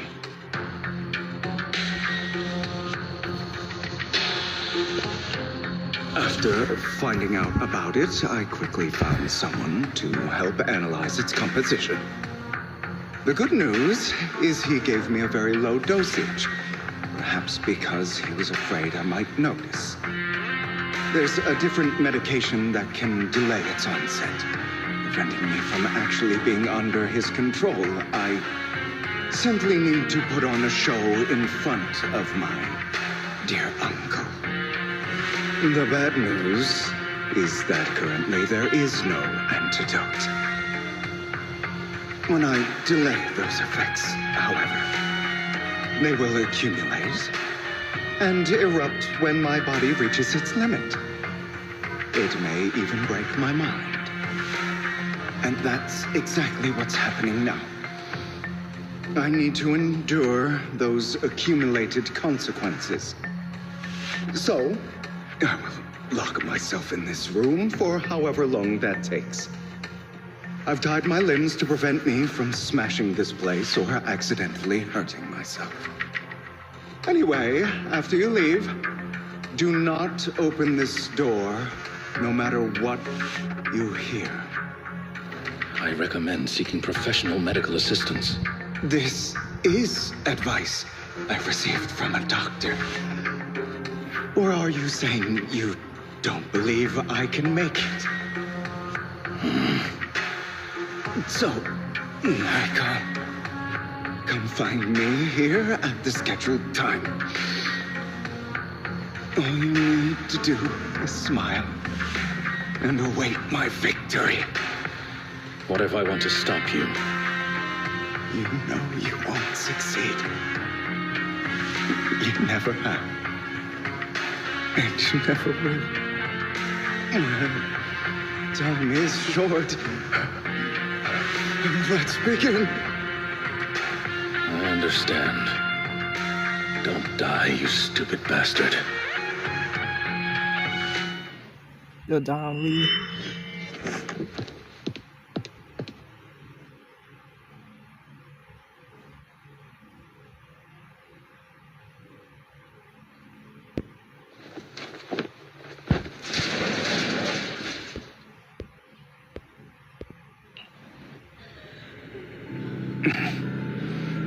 Is this Because the side effects haven't worn off yet.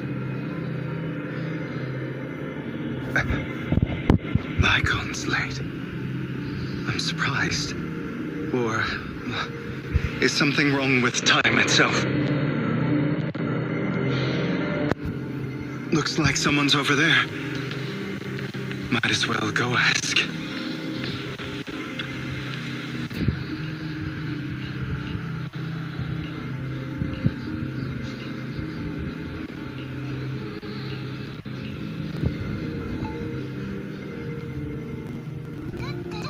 All your fault. I wish I had never met you.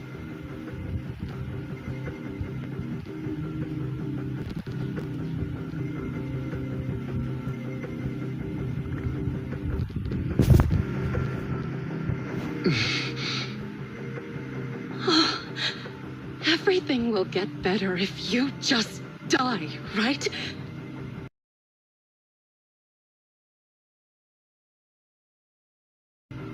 If you die, he'll come back. We'll have another, more perfect child. One who will inherit the Ravenlock family bloodline.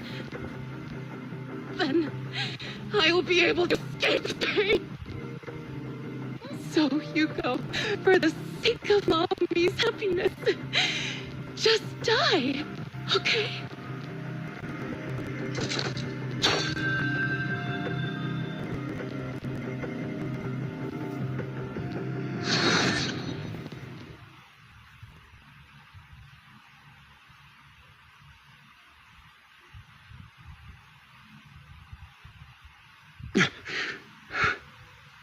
So, I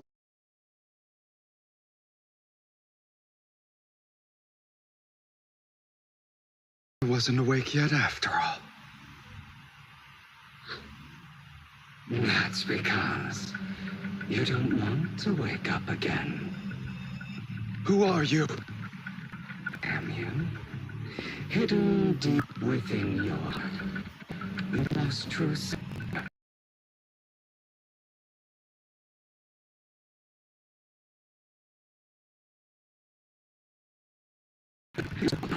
If touching you without reason, when she tried to gouge out your eyes, when she sold you into hell, laughing all the why you want to end life.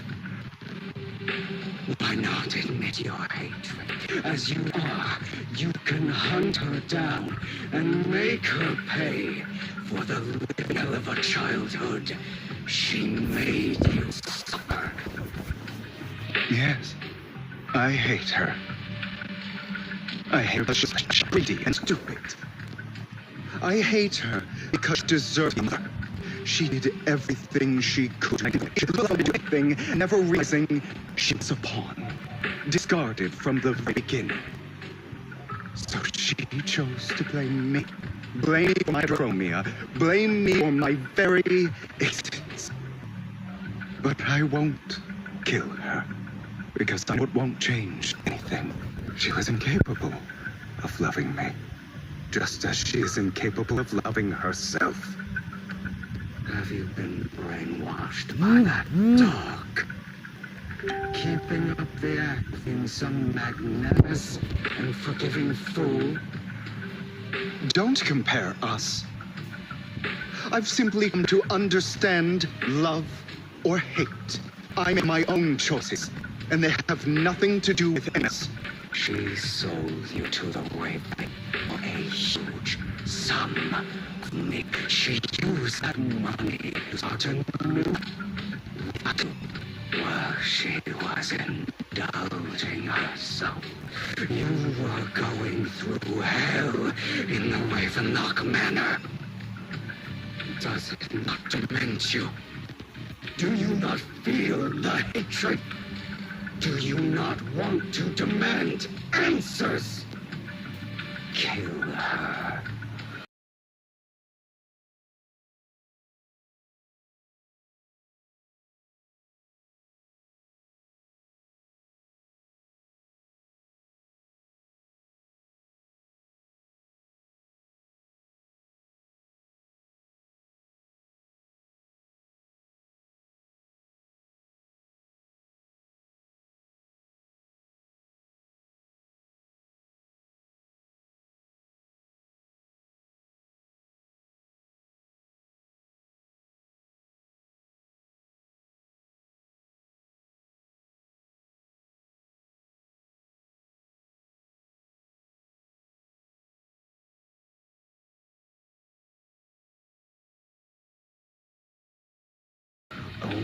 by killing her can you be truly free.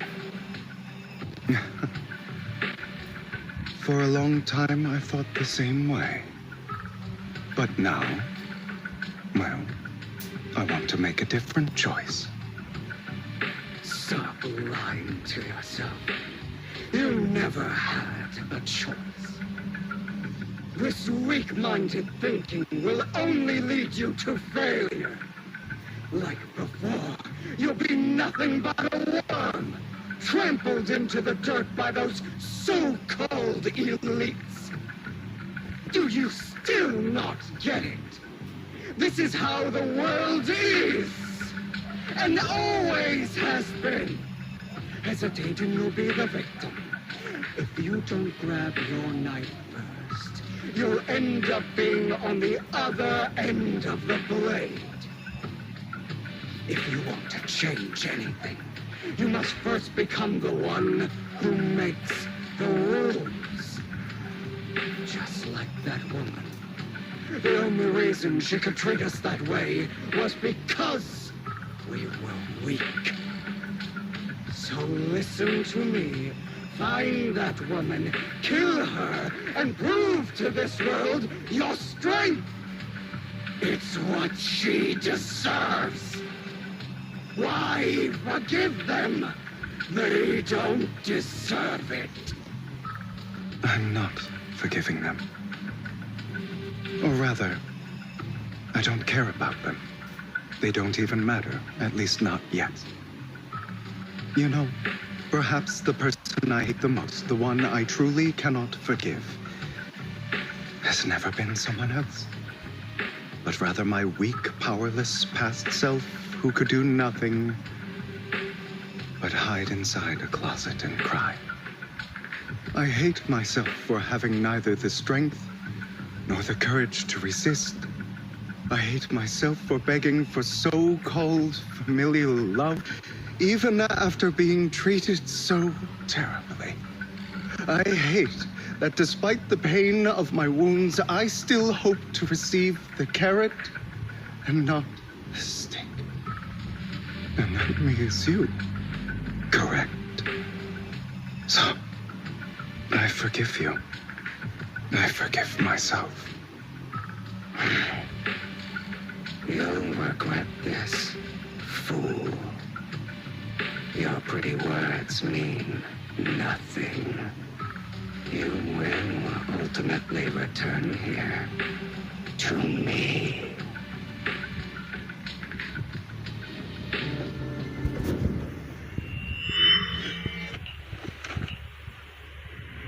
I see. This is still an illusion. I wonder who's going to show up this time.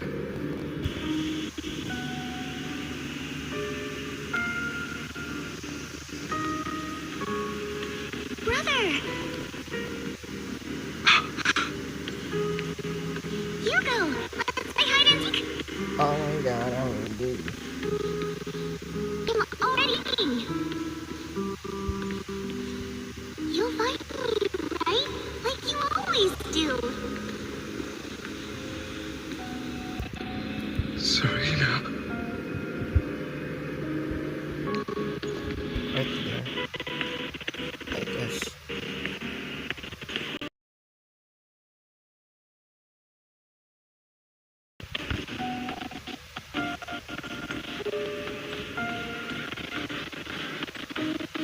You're looking in the wrong place! I found an even better hiding spot this time! Harder to find than any place you showed me.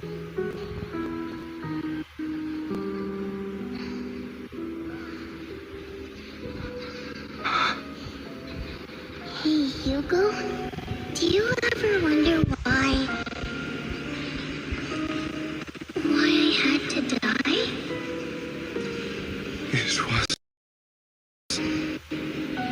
because of me. That's right. It was because of you. It's all your fault.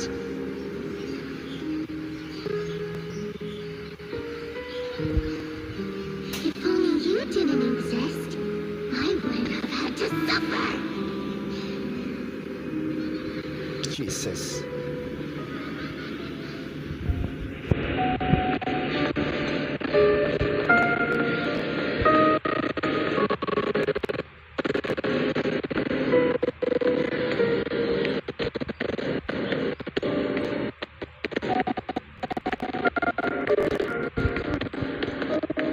Still looking in the wrong spot. I can't believe you still haven't found me after all this time.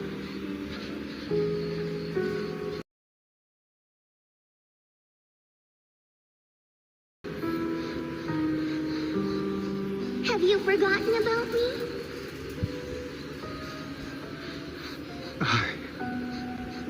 I haven't forgotten. It's okay. I'll forgive you. I'll still be nice to you, just like before.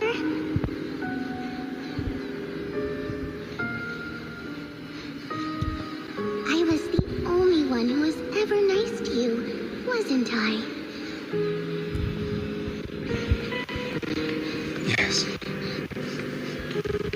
Then tell me, why do good people always suffer?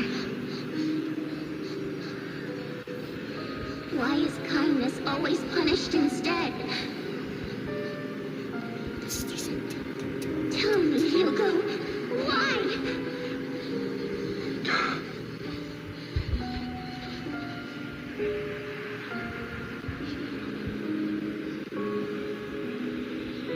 Hugo, are you lost? Go back the way you came. I love it, surprise. What the fuck?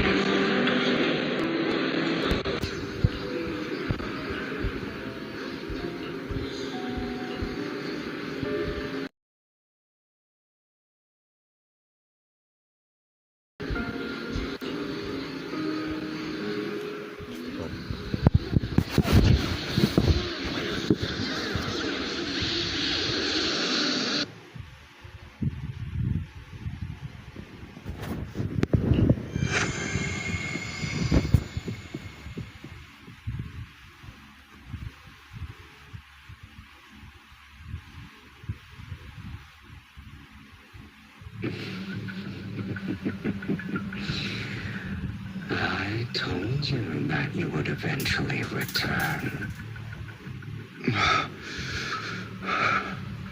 We meet again, my friend. I told you, I am you. The side of you that you've always tried to deny existed. Of course. I know. This time it's about Serena. Right? Yes. Your half-sister. And the only child in the Ravenlock family. Lost kind too. Unfortunately. It was her kindness that led to her untimely death.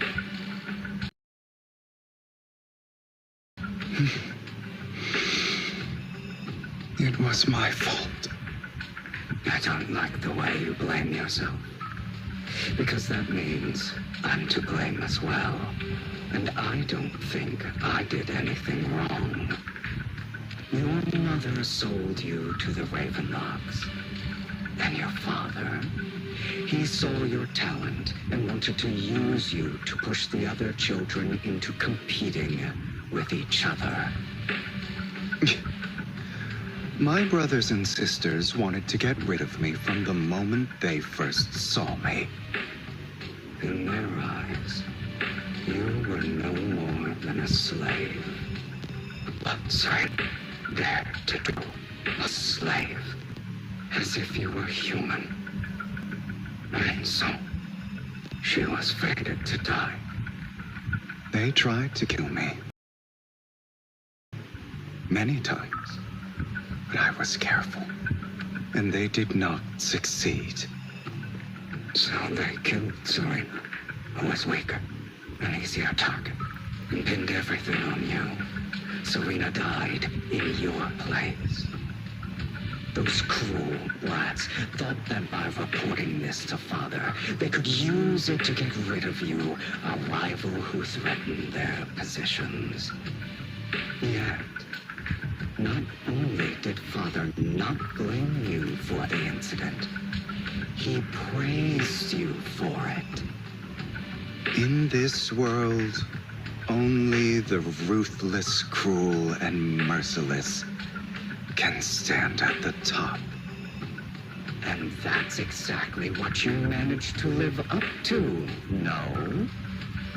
You found a perfect opportunity thereafter to catch the ringleader of the group who framed you and almost beat him to death.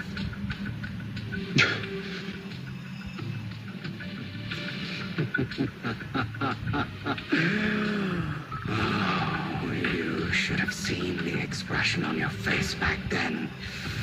Oh, crazed and manic with utmost delight. I don't remember that.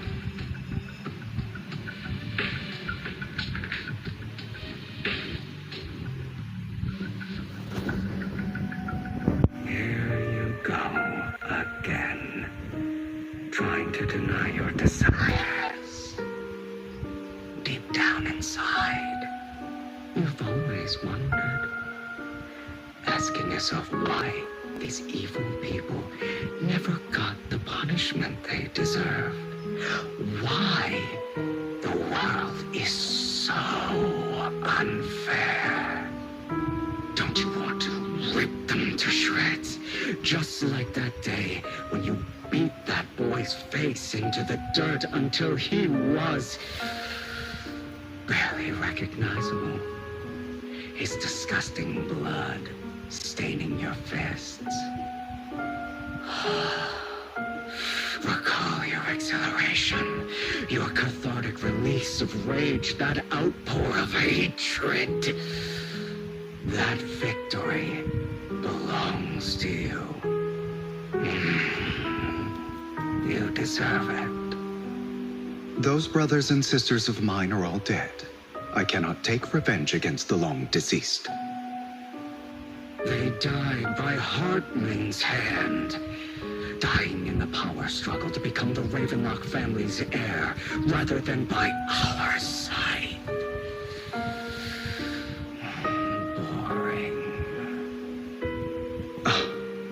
Boring. I find it hilariously ironic. Children who would murder their own kin for scraps of power dead at the hand of their uncle who followed their example. Is that not karma? Power struggles pitting kin against each other, betrayal, suspicion, and hatred between people of the same blood. It's like a curse written into the Ravenlock family's genes. Laughably stupid. Don't forget, my dear, that the same blood flows through your veins.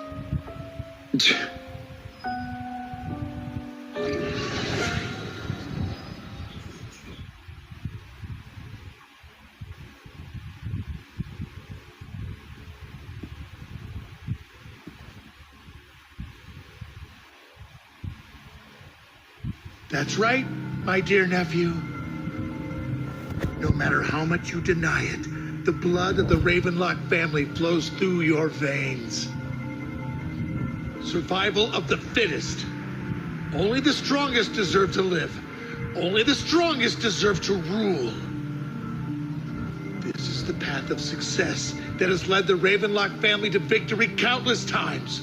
A blessing and a curse etched into your flesh and blood. As long as you live, you'll never escape the mark of family. You are destined to one day become someone like me, like your father.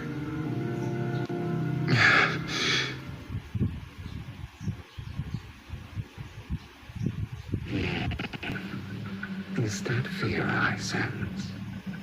I can see you trembling. Why does the Ravenlock bloodline terrify you so? I won't become like my father. Never. You won't become a failure like him. So relax.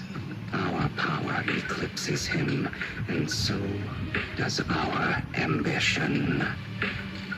So, do not deny your own desires. Do not resist your own ambition. This is the talent you were born with. The best gift fate has ever given you. Admit it. Deep within your heart lies a spark, yearning to ignite a raging inferno that will burn everything down. And I am that spark.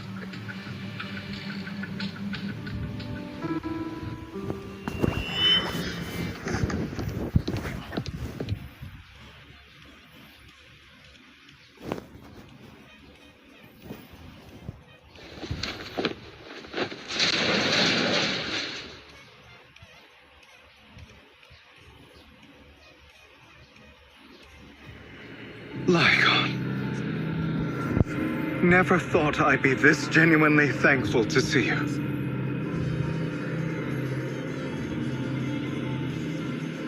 Seeing you means this never-ending nightmare is finally over.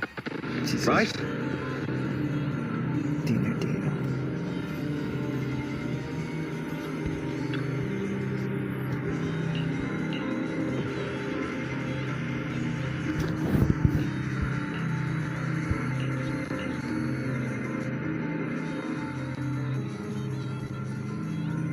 I don't want to hear something like that from you.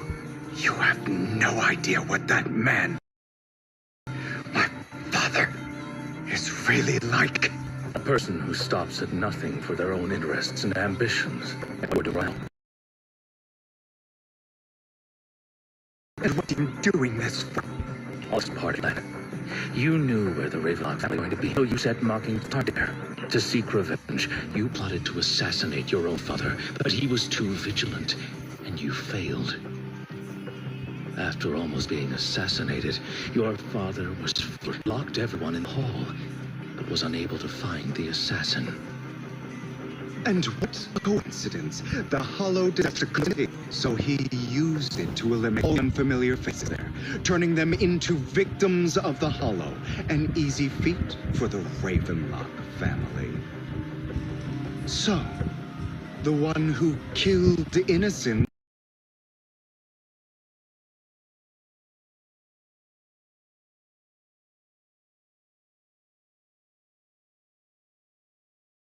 my father got me. You knew what poison like an assassination. This was the causes. I don't care about else. He needs to prevent how they need from you. Enough. I'm tired. I may hate him for betraying me. I would say something like that.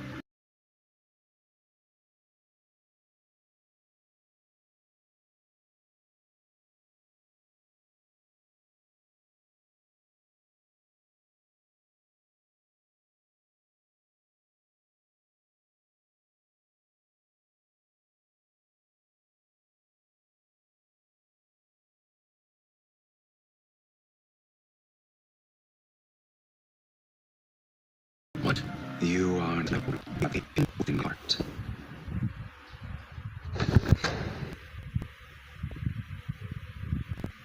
I've been waiting for you, Mother. It seems like nothing to this been turning the tables on me.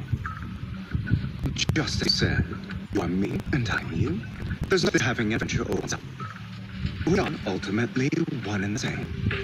Forever inseparable. Then you should know what I want to say. When you and the couple split, you even tried to clear up the misunderstanding, didn't deny or argue against what he said. Because you realized that deep down it was right about you. You just hadn't acted on it yet. Some people live only to bring suffering into this world. Sometimes murder is what brings justice back into this world. For that, I must stain these hands in blood. That's right. Just like what you said before you faked your death. Were those words really just an act? To slay the dragon, you must first become one with sharp claws, rending fangs, and strength enough to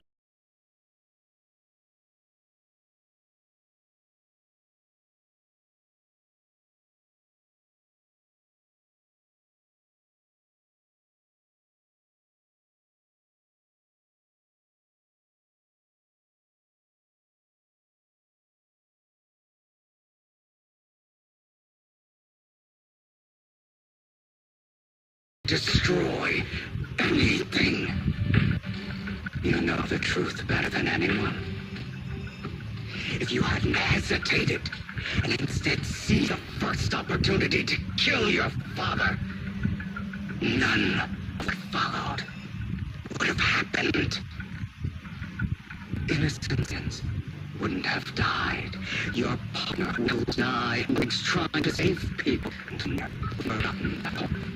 You can save more people. Save good people. Save more lives than the evil ones you take. I've spent countless hours in regret over that incident. So why not teach nature? You want to be the judge, jury, and executioner of this world. And you can. I wasn't responsible for Father's death. The true mastermind is my uncle, Hartman. His schemes to kill the head of the family were all so he could take control. Mockingbird was simply unlucky enough to get caught up in it. So, for a behemoth like the Ravenlock family, with its roots so deep, a single person's death, regardless of who that person is, wouldn't change anything. Of course, whether it's tops,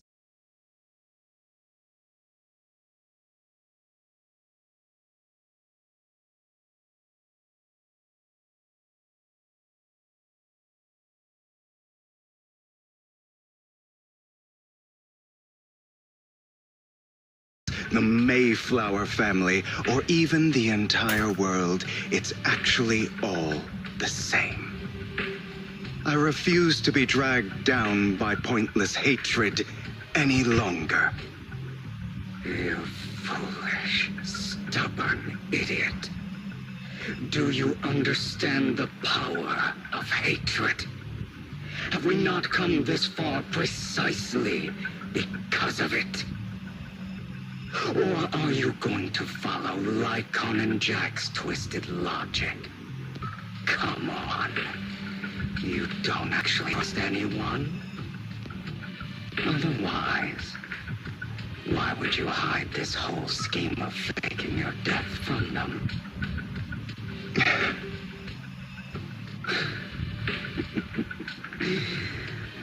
You've built an impenetrable wall around your heart, keeping everyone out.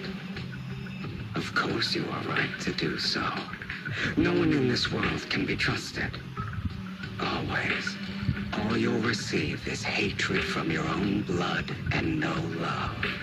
Suspicion from your companions, and betrayal that comes all too easily.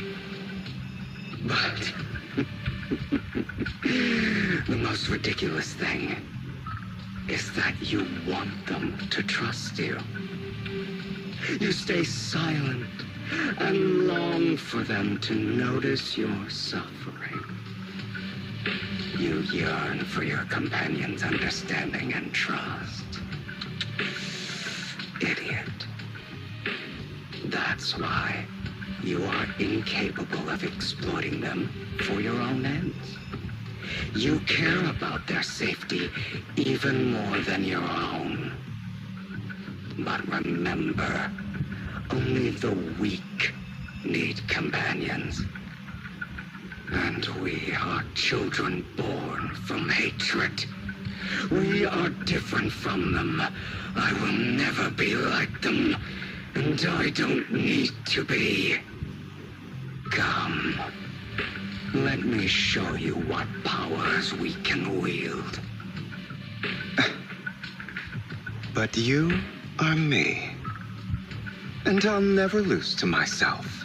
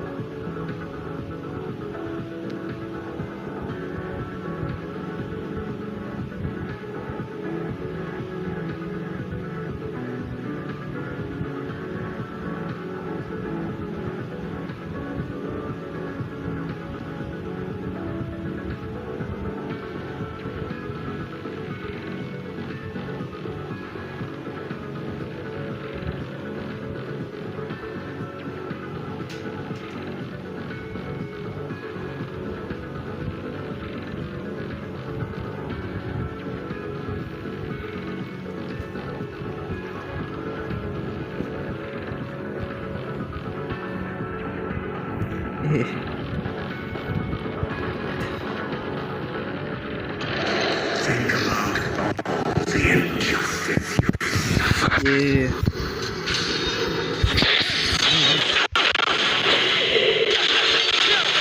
If you choose to forgive, you're betraying yourself. Jesus. You know that. Letting you consume me would be the real betrayal to myself.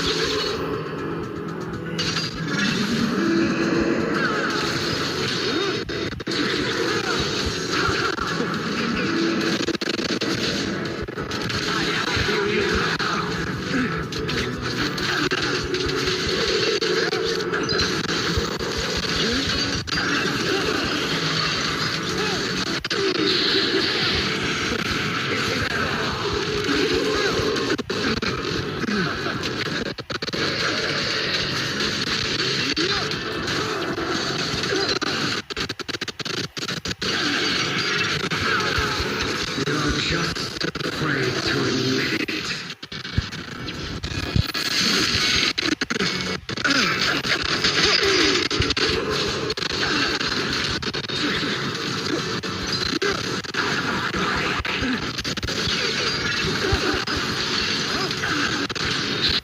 You're too scared to face your true self and what you truly desire.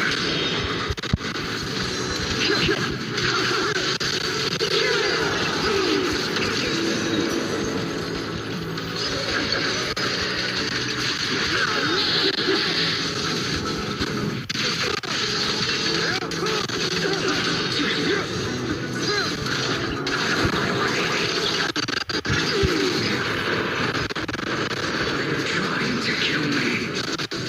You think you can just get rid of me?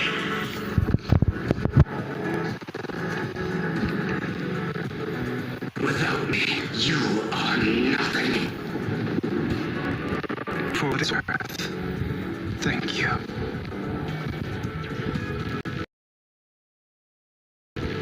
Don't be afraid. You and I are inseparable. You're part of me, just as I am part of you. Fancy words won't change anything. No. It's not just platitudes. I finally understand now. Some pain only fades when it's seen, when it's accepted. So I won't fight you anymore. I won't hate myself anymore. Weakness, hatred, malice, strength, forgiveness, justice.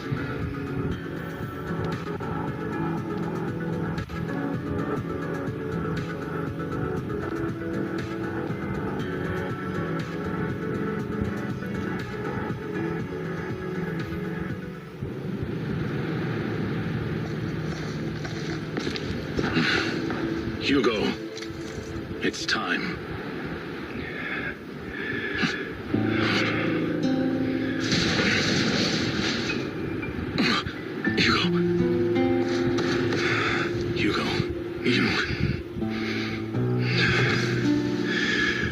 Did I scare you? I made it through. I won. No praise for me, my dearest partner.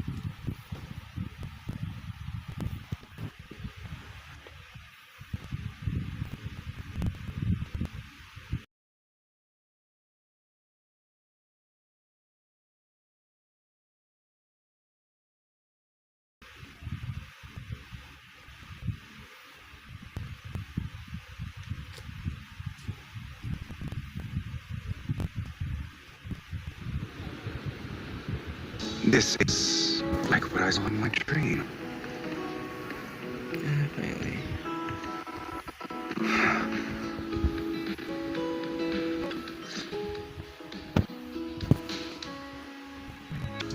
My former partner. You're still as punctual as ever. You sure you were fully recovered?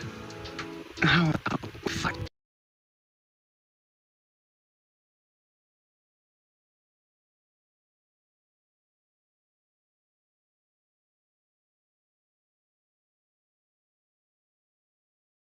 Show you again. I refuse to fight someone who is in need of medical.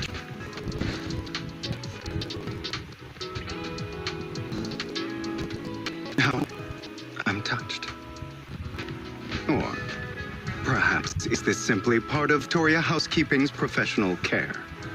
I'd rather you not starve to death.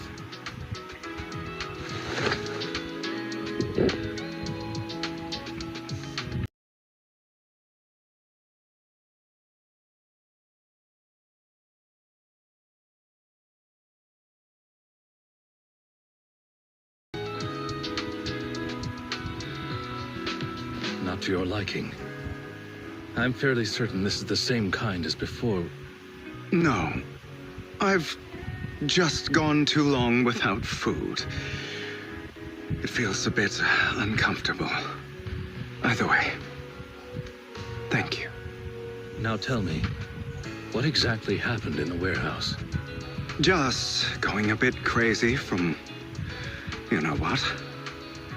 Were you expecting anything else? But I did have a very long dream. A dream about many things from the past. If I had to put it into words, it would be like giving myself psychological therapy. You seem like you could benefit from some too. How about it? Want to book a session with me? Trust me, I'm a pro. Seems you really have recovered. Well, of course. I'm feeling pretty great right now. Like I could argue with you all day on every petty detail of who exactly was in the wrong back then. I wanted to ask, what you said about Mockingbird before, when you faked your death, was that part of the act?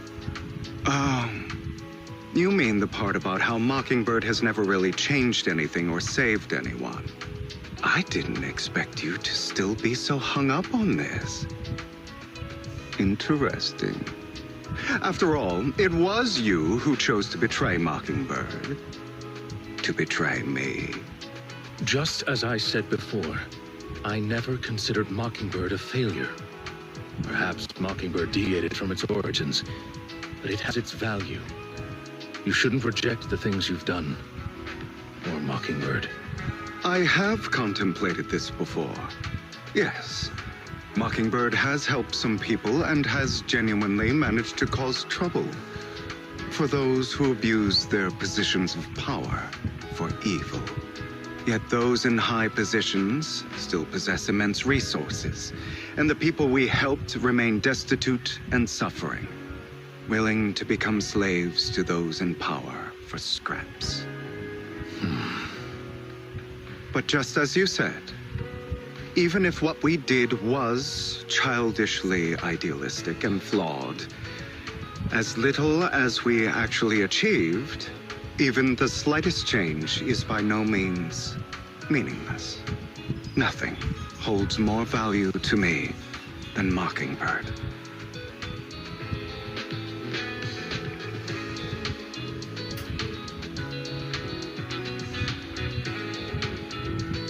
All right, let's catch up later.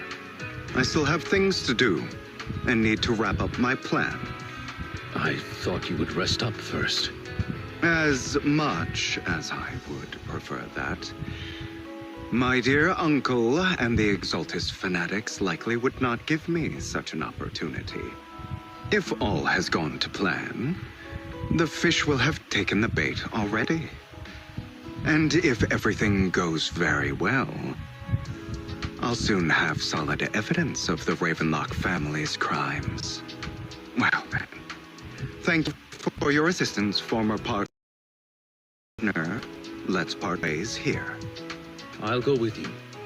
Lycon Surely you don't think that because I just recovered, I'm too weak to deal with those useless fools. Hartman's actions will disturb the safety of New Eridu. As I serve the mayor, I should intervene. Very well, whatever. Let's go. And don't slow me down.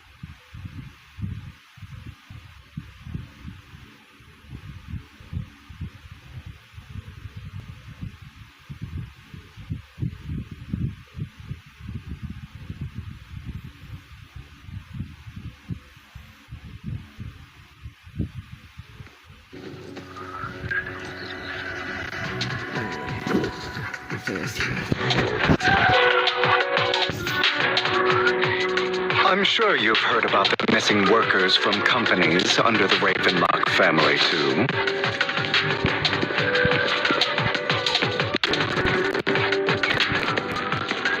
Those are Ravenlock's men. With them are the victims tricked into going into the Hollow.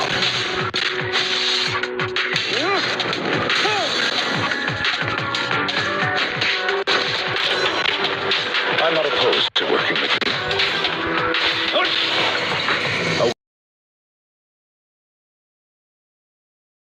Waiting order.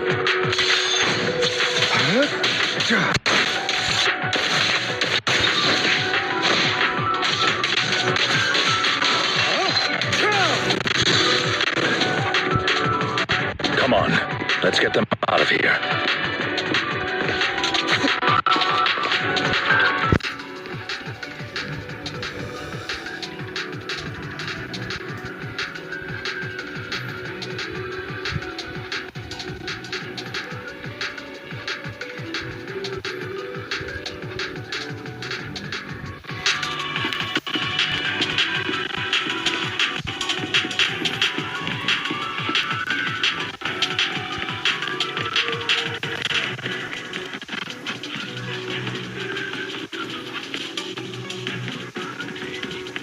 Bunch of nobodies. Annoying as hell. Kill them!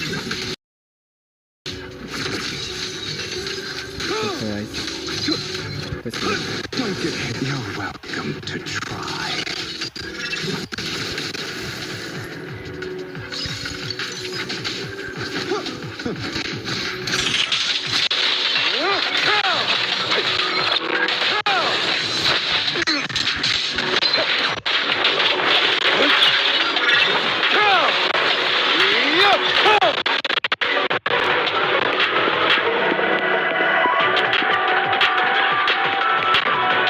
More workers here. And quite a lot of them.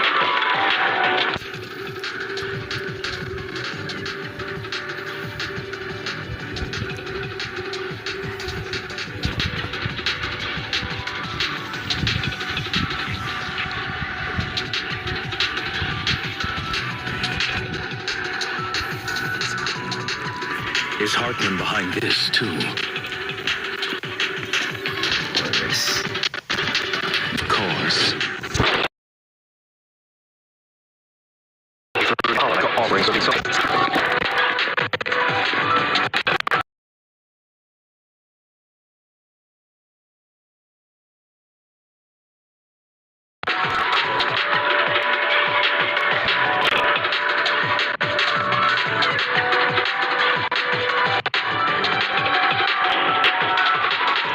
There's more over there.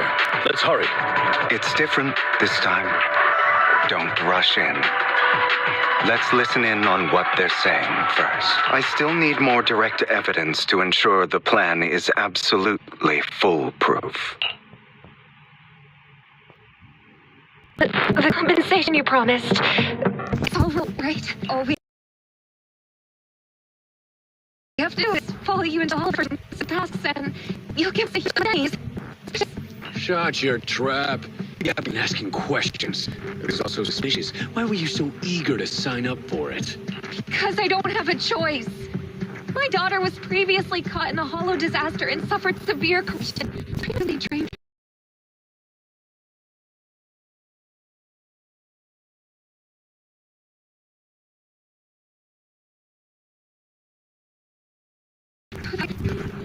It's the same for me. A serious illness your age. Need the money. Who would risk taking a job like this unless they were desperate? I'll do it. No matter how suspicious. I'll do it. Even... Wait, you people from the Ravenlock, you're company cops. Don't worry, you'll get every dinner you were promised. But before we start, you'll listen first.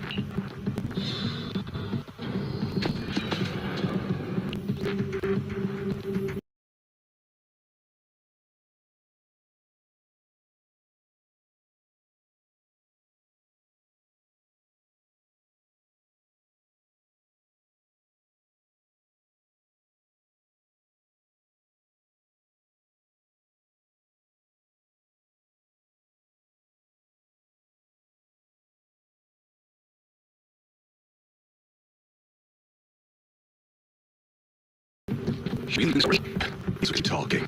We're wasting time with this. Or it'll be over. Good him. You just having to take one. Look, this is good stuff, all right? It'll interact with lots of people. Exactly. You'll be working in the hollow for several hours. This station have to take 4 minutes. You forget about the job. Of course, you won't risk compensation either. The workers, of course.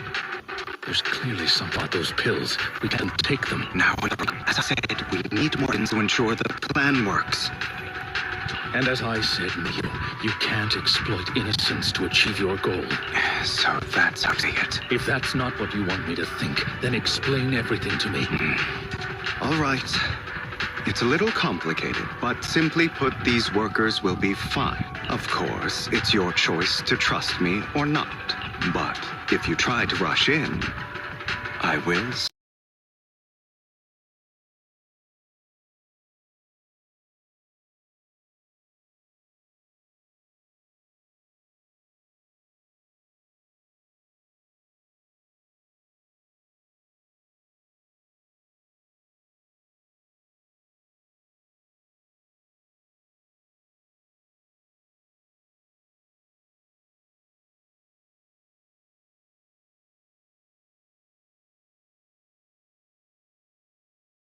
Stop you.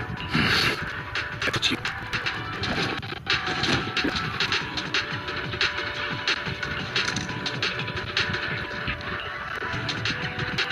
All right, that is it. Now we can go and beat them into the ground as much as you want. Don't forget, you owe me an explanation. Also, don't overdo it and kill them.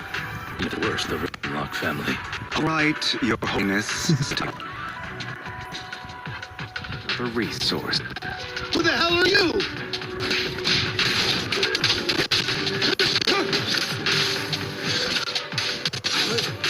Why don't you ask?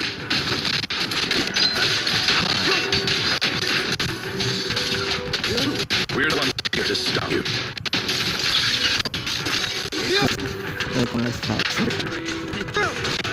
I remember last time we were visiting.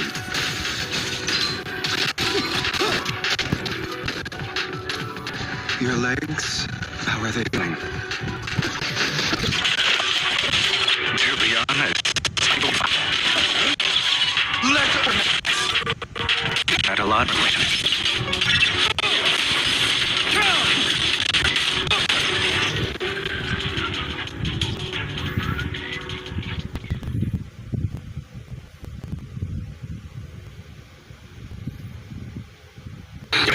Are you? Savor the name.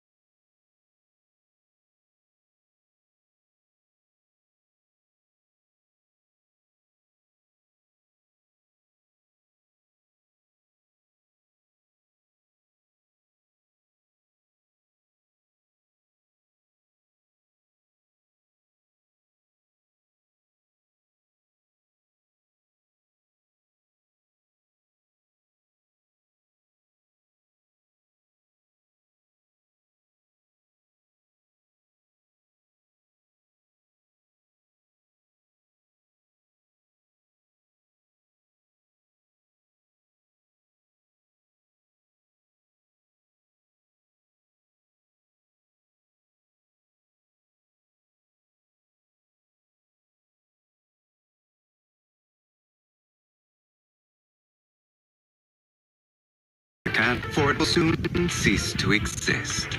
What's that supposed to mean? It means exactly what I think this might be good for you. Sever your ties while you can. You still have a chance to walk your own path. The family's honor comes above all else. Is that what I saw compassion on your face just now? You're not from the main family, right? But in reality, there's no need for you to insult them. I don't have a choice. From the moment I pulled the Raven, I left all choice. If you're willing to act, all right. Let's talk here.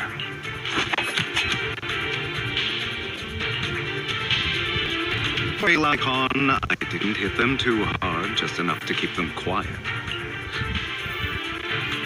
How's that? My acting's pretty good, right? As always, a certain someone should take some lessons from you. I'll leave the rest to you. Okay. Oh. Okay, now can you tell me exactly what's going on here? As you can see, that worker just now was actually an informant of mine. The pills were swapped out with vitamin tablets. Outside of this batch, some workers have already taken the actual substance Hartman has. But rest assured, the antidote for it is already in development.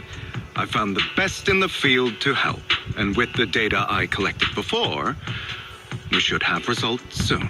I wanted to ask, the reason you decided to lock yourself in a room and endure the effects of the drug, besides getting evidence.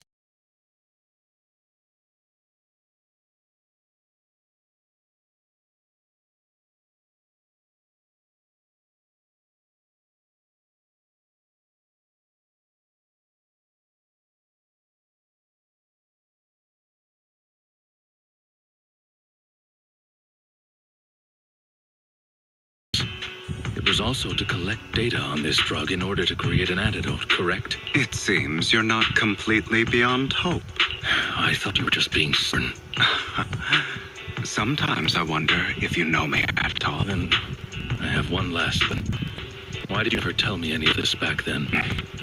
The truth is, I heard everything.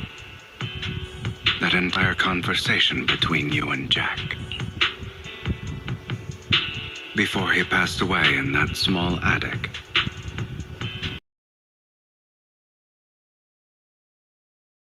When Jack called you aside and gave you those warnings. When he told me you might go down the wrong path. That's right. You never said anything. What would I even do?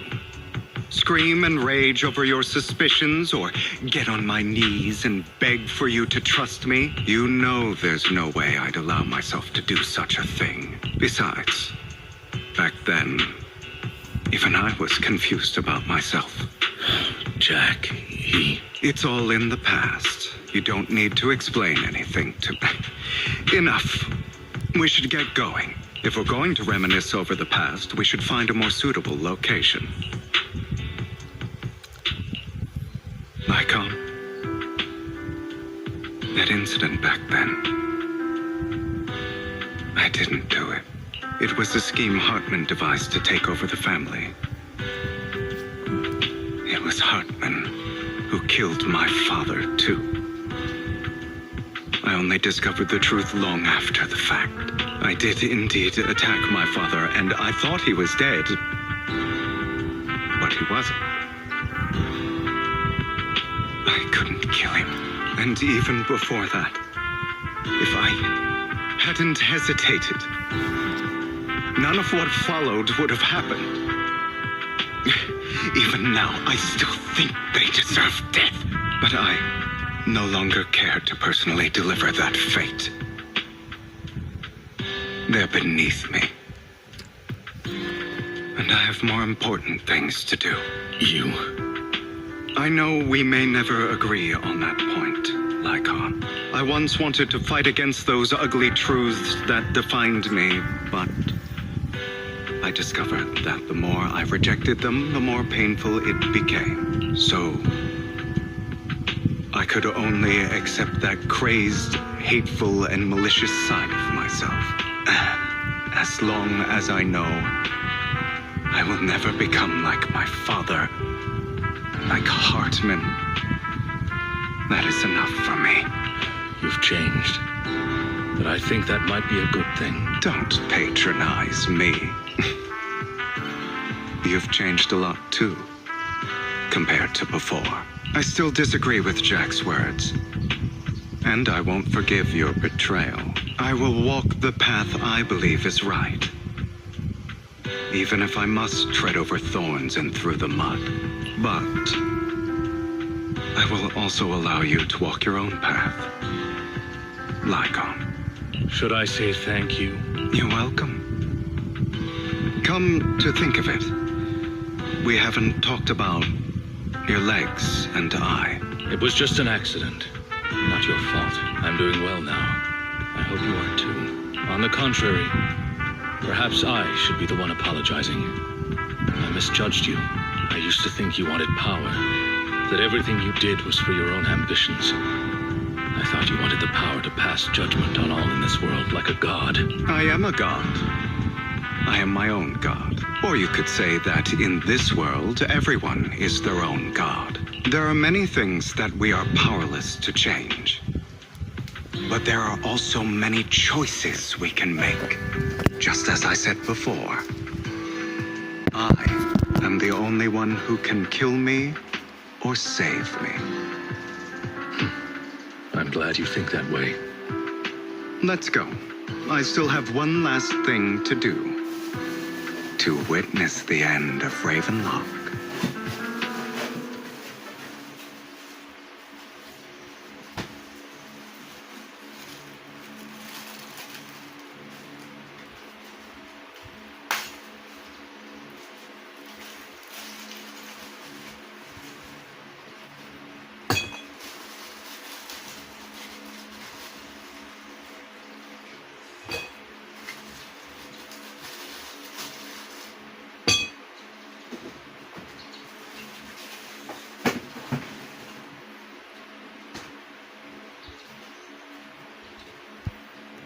You really think you can take my place if I die? Never, you filthy bastard! Your little tricks mean nothing.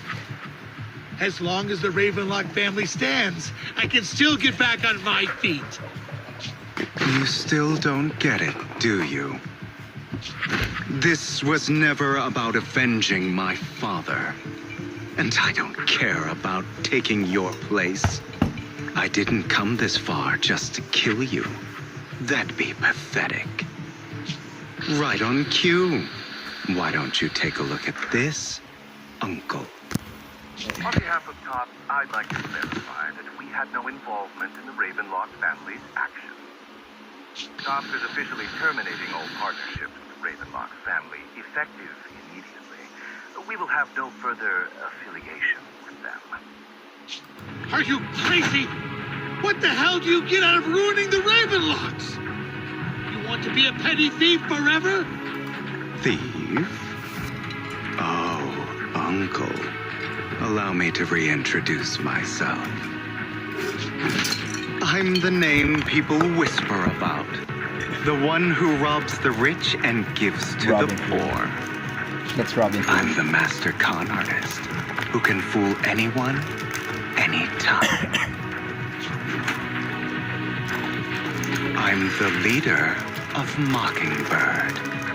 The one who turns every headline into my own stage. That's Robin Hood. I have friends who'd catch me if I fall, partners who'd shed tears for me, and allies who always have my back.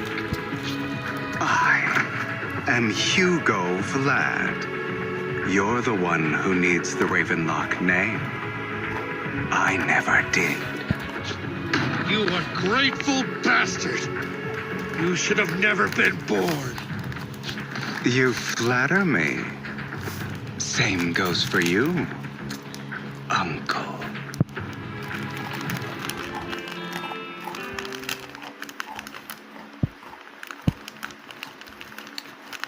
You've done well, Vivian. You had better give me an explanation. And here I thought this would be a touching reunion. What's with all the anger? Hugo, I'm a member of Mockingbird too, and I mourned your death. Listen, Vivian. I don't want you or the people you cherish to get caught up in danger because of me.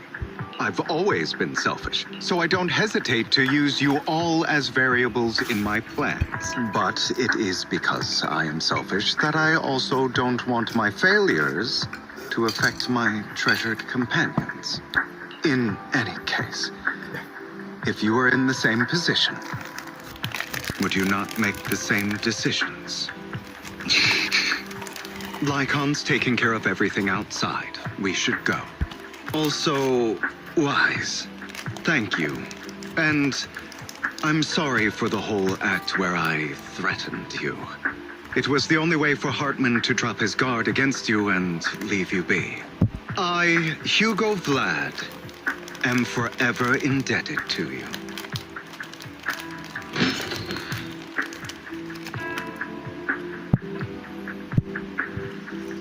Master Proxy, although it is late, there is some important intel that I must give you now.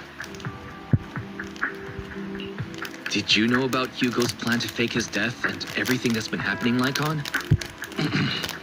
I was simply playing along. After all, I could not determine whether Hugo's plan would pose a threat to you. You are a student of the mayor's late friend, and I am obligated to protect you. You still have that habit of finding awkward excuses when you're embarrassed. Mr. Hugo Vlad, if you have any important intelligence to share, please do so with haste. I need to return to rest before midnight. You two sure are, close. For the sake of a certain old fossil's sleep schedule, I'll keep it brief. I learned from Camille that Dina intends to embed the sacrifice core into the sacrifice. Apparently, it will make the sacrifice much stronger. Sacrifices created this way will not retain their minds and will indiscriminately attack all living beings, including their creator. So the Exaltists don't do this. It would bring them no benefit. But Dina's concoction can control people's minds. If a person takes the pill and is injected with the serum Landon left behind, the sacrifice would be under its creator's control. Although the dormant sacrifice has been destroyed, Dina found a batch of that serum her father created and wants to create new sacrifices. Putting aside the sacrifice for now, Hartman's sacrifice core is fake. We don't know where the real one disappeared to. The real core has always been here. Here? In Lord Phaethan's video store? Vivian, do you remember when I suggested you give that collectible to our dear Proxy? I remember. But that was just an ordinary pendant. And I've met the person who submitted it. She has absolutely no connection to the Exaltists. How about our dear Proxy take out that pendant so we can take a look?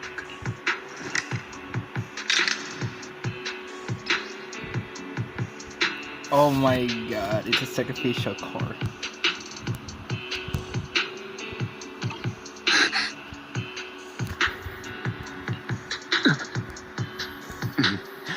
I'll take your surprised expressions as a compliment for my little trick. I will hand over this core to the mayor as agreed. Since he fulfilled his promise to protect Vivian and the manager while I was pretending to be dead, I won't go back on my promises. No wonder the mayor would promote rhetoric favorable to Mockingbird. I can't believe I thought he was actually being sincere. Since we have the sacrifice core, all we have to do now is stop Dina from using innocent people to make more sacrifices. Yes, and we need to destroy the last batch of Landon's serum. Hopefully with no options left, Dina will give up her obsession. All right, that's the important stuff. I'm going to go and confirm where Landon's serum's been stashed. I'll contact you again once I have something.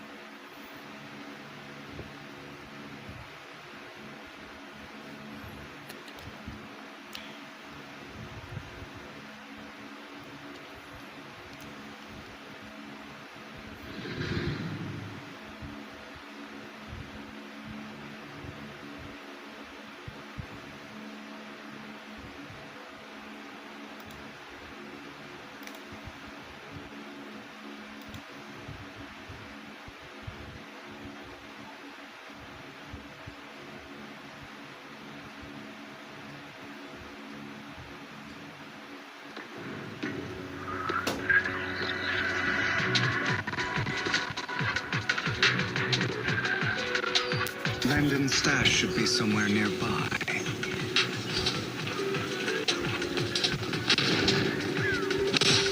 With some digging, some of the workers.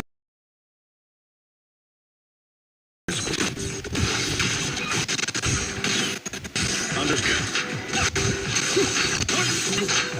Move, please. He's getting ready to make a move.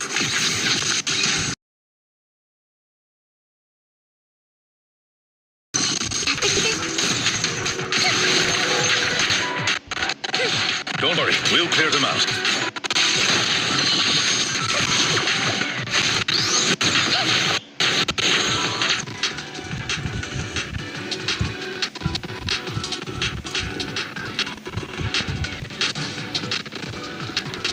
They're to destroy the goods! Stop!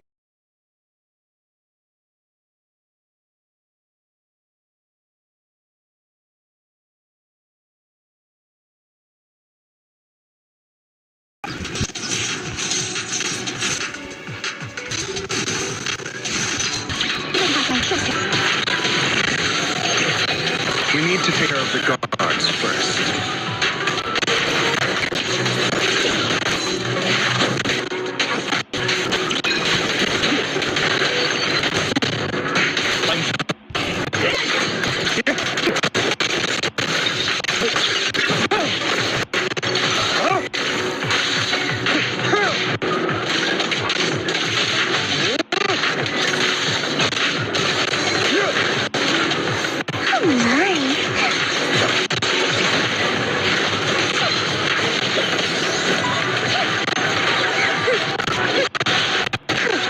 Stored in this warehouse.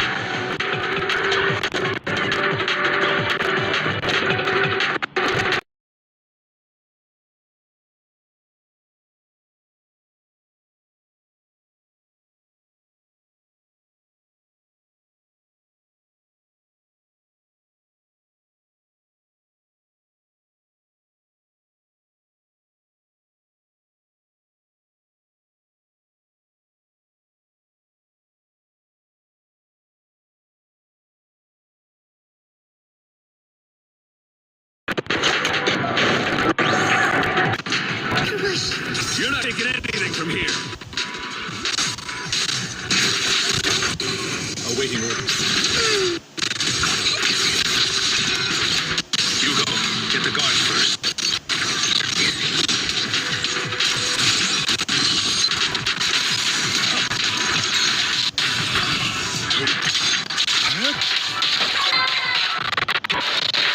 Stand before I get angry.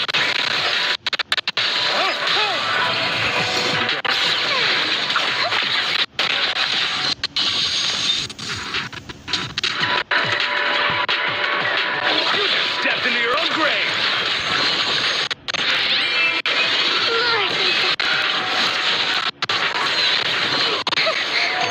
Fools.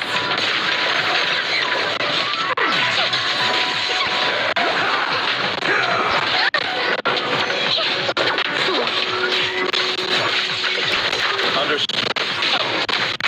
Time to hunt.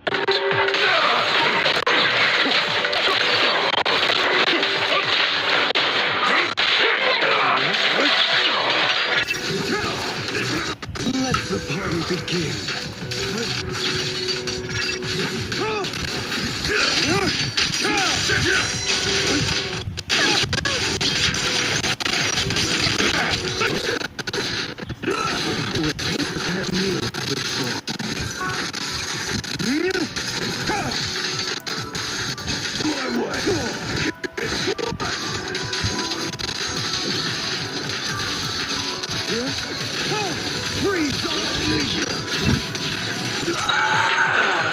It's a big TP damage. More of the serum survives than expected. Fortunately, since they're still here, it means Dina hasn't executed the final step of her plan. There's likely a lot more stashed around here, and we have yet to locate the missing people. Our actions here won't go unnoticed. We're having plus to deal with us their side. With Landon and Dina's concoctions combined, she may be capable of creating a sacrifice that obeys her. If it comes to that, this will get far more troublesome.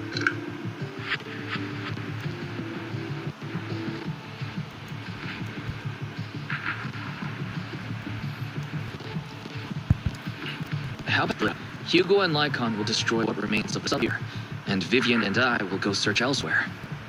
Well, let's go with your plan, but be careful if you encounter Dina and her people. According to Camille, she's absolutely obsessed with completing her father's dying wish. Who knows what she may try? Let's part ways here for now, and perhaps the other manager could use EOS to guide us. I've been feeling way better these past few days, so just leave it to me. It's only now.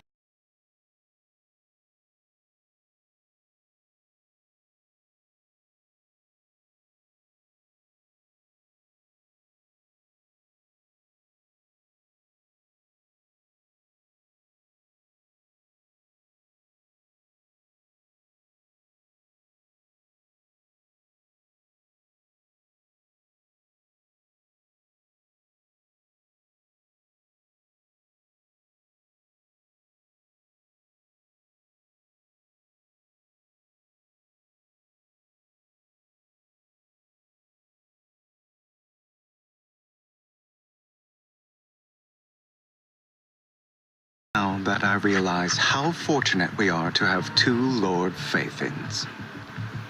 Yeah, but I feel like work's doubled. In the past, I said it only ever worked same route. Greater power means more responsibility. And in any case, I'm sure the mayor would be able to provide double compensation. He's a very generous person, after all. Right, Lycon?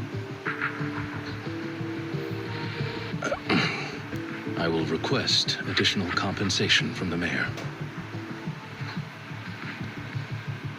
It's not about compensation. It's just... I'm still not used to us being separated in the Hollow, so I'm worried about Wise's safety. Oh, but I have no doubt in your abilities. I just haven't gotten used to it yet.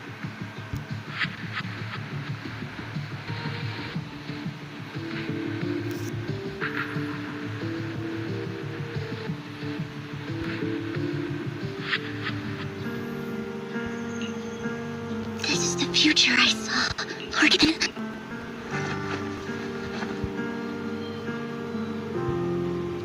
I'm sorry. This time, I will make sure the future I saw does not come to pass.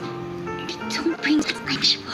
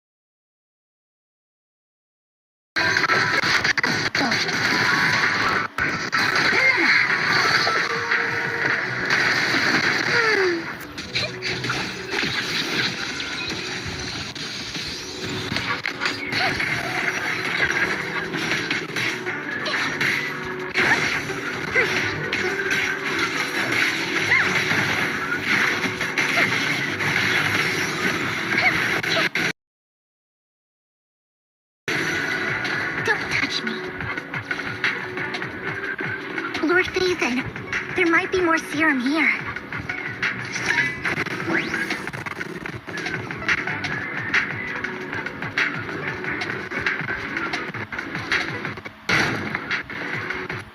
How dare he?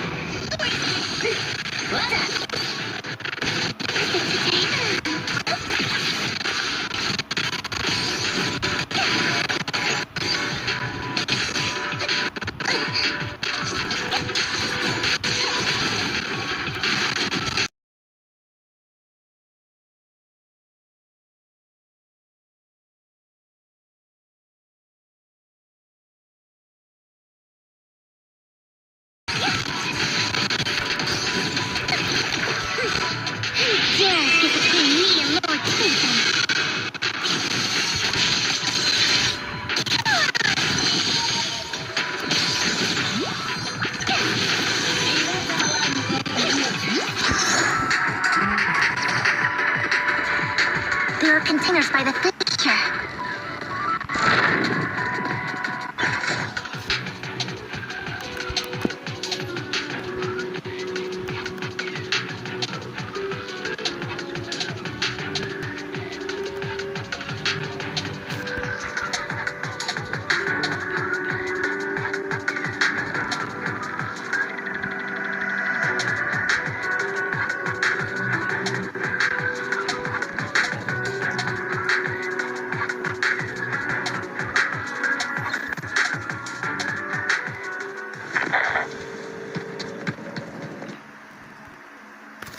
It must have been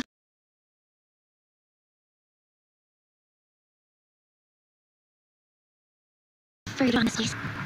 Vivian, if you had stayed out of it, I wouldn't be so eager to get it. They're just mere subjects. So what if they weigh? There will always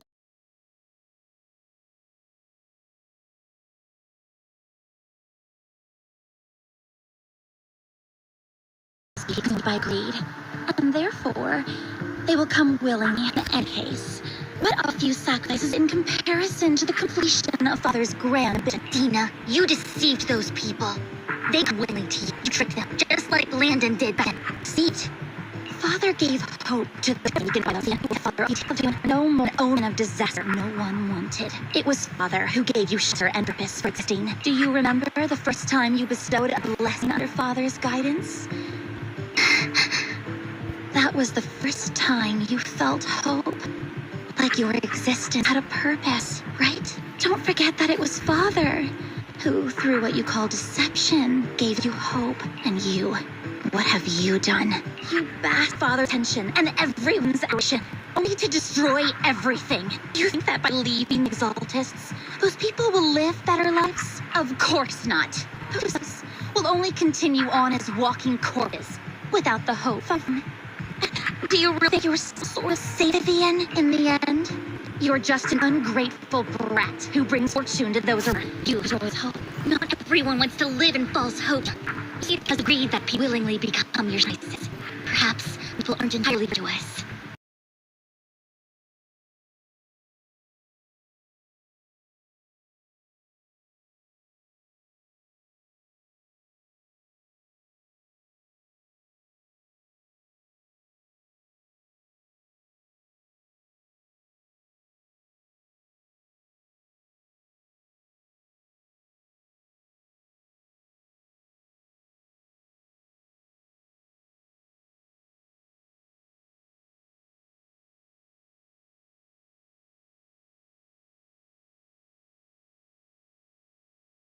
But greed is just wanting to live a better life beyond the hollows. We're never about giving people hope, but deep down, you know what Landon cruel. Back then, when Landon went to William, the fear in your face was as plain as day. Is as risky. But with such Father did nothing wrong. All of this is to make something of the hollows other than disaster. That's everyone's only hope. Tina, it's not too late to stop. Stop living in this way. You know what would happen if a sacrifice loses control and escapes the hollow. It's not the hollows that are to blame for those people's deaths, but the hope you keep talking about. Cause more fear and more lives. That is merely the necessary sacrifice to accomplish a greater goal. No one deserves that. Your hypocritical magnanimity disgusts me. I can always go and get more test subjects if they've escaped.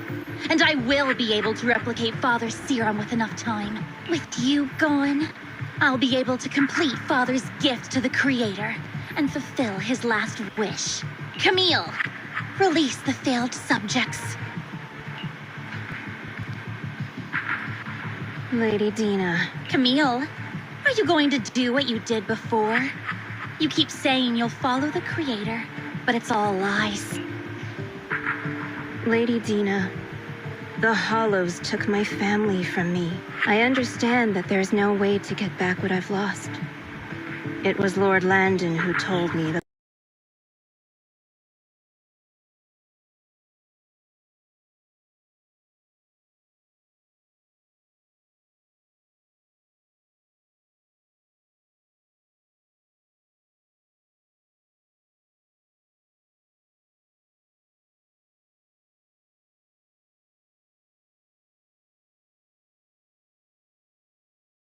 the Creator would guide me. One day, hollows will no longer be disasters. Everyone will be able to survive inside them. I look forward to the day when this hope becomes reality. I watched you grow up, and I know that you've always looked up to your father. He gives you hope, and I destroyed that hope with my own hands. I know the pain of loss, so I've always felt guilty. I want to atone for the hope I destroyed. But Dina, I don't want to ruin more lives. And I don't want to continue watching you destroy yourself. Vivian is right. Not everyone wants to live in hope. So, please, stop. Camille, are you abandoning me too? I'm not abandoning you. I just don't want to see you go past the point of no return. The point of no return? I passed that point ages ago. No, Dina. You can turn back. I'll be your way back. Where are you going? If someone take the Falfus,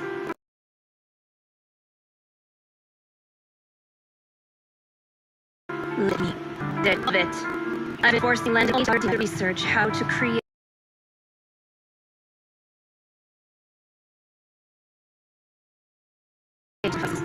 I colluded with the family for my own. Every deed under duress. Since I've kept her captive for so she doesn't have the skills to survive as an independent member of society, she'll need a caretaker and teacher. Someone who will look after her and educate her. No! I refuse!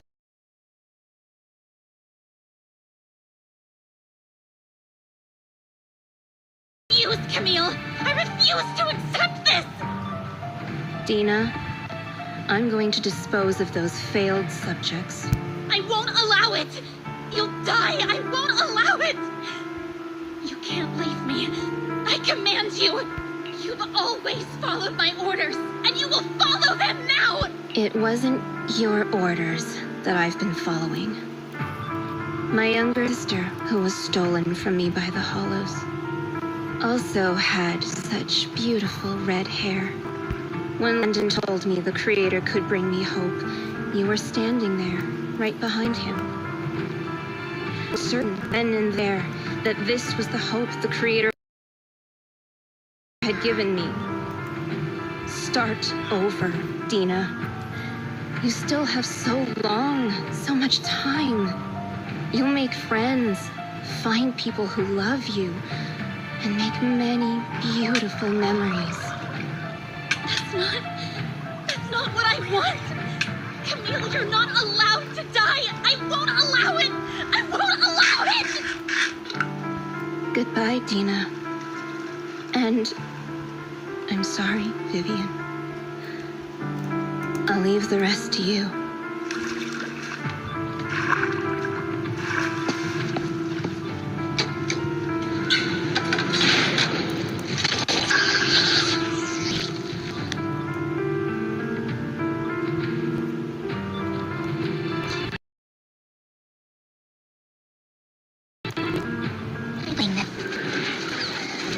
Let's take out these inferior first.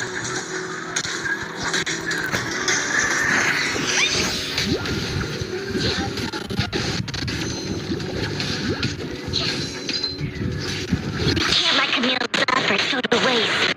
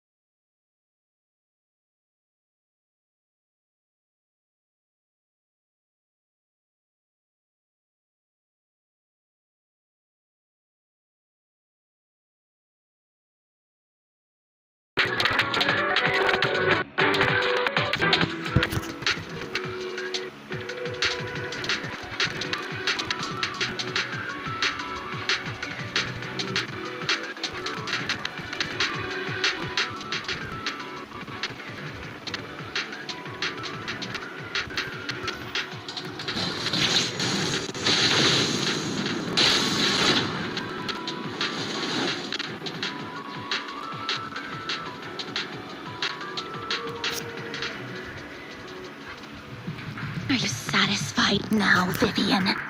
You one who brought yourself to this point. You're saying this is my Camille? I wish you had come into my life first. When Father brought you home, I was happy. There are so many exaltists. Yet Father never allowed me to get too close with any of them. I never had any friends either. But when Father brought you back, he told me to take good care of you. That you were my first friend. I was also so happy the first.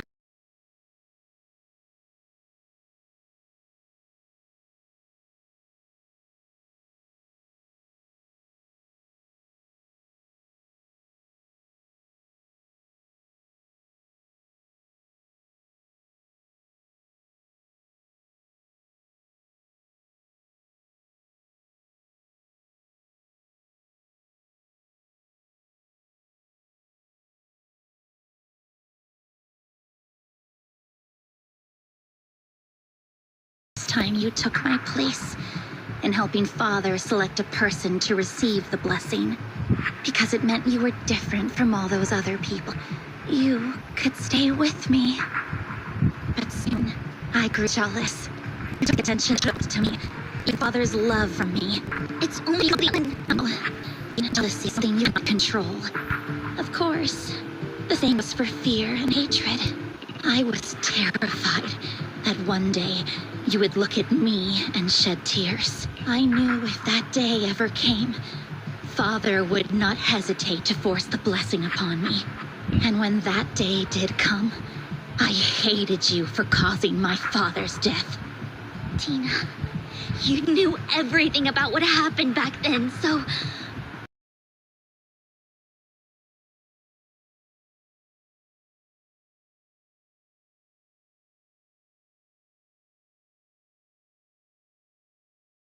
Why are you still defending Landon?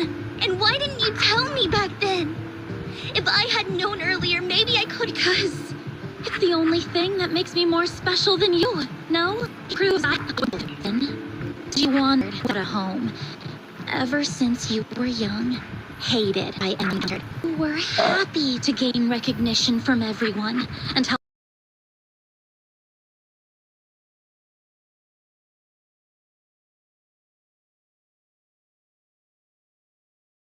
when you were on. But in the end, you discovered you were being used. You felt betrayed and hurt. And what about me? All I ever had was my father. I never knew life without cultists. Ever since I was young, my only purpose was to have Father select who was to be blessed. The only purpose I had was my father and this. I've never been taught anything else, Vivian. It is what little value I have and have ever had. At the end, you took even that from me and completed it. If you're doing good and fighting evil, you've only managed to affect a small part of your world. But have you ever wondered if maybe that's all the world? I never wanted to hurt you. You were also my first friend. I wanted to save you back then. Save me? You and Camille all talk about saving me. Why don't you understand?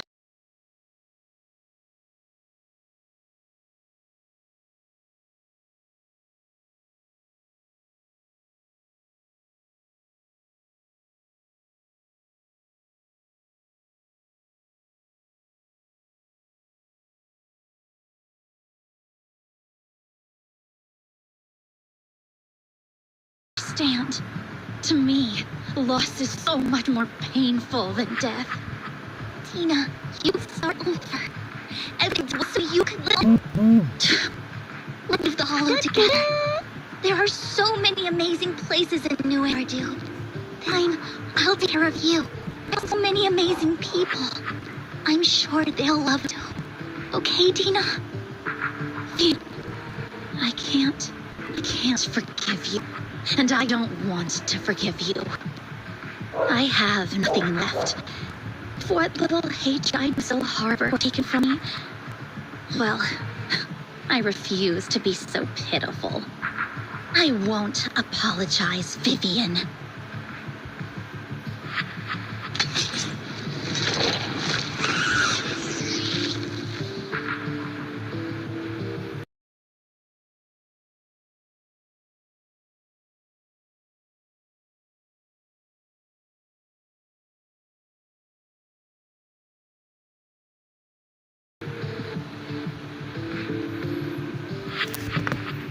I don't want to hate myself, so I can only hate you for killing my father, and hate Camille for leaving me.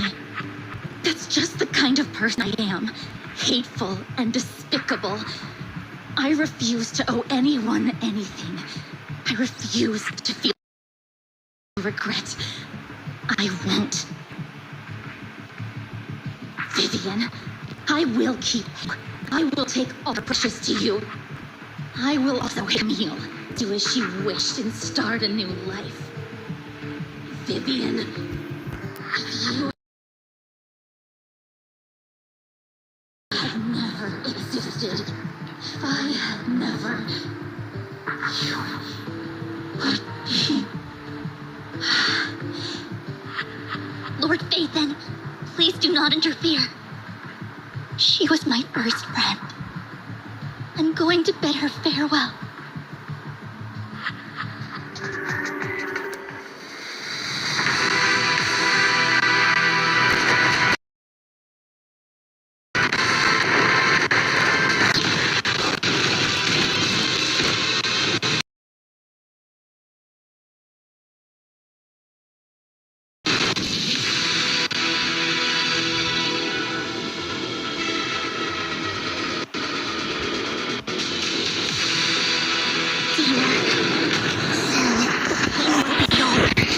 Oh my god. Oh no. No. What's this?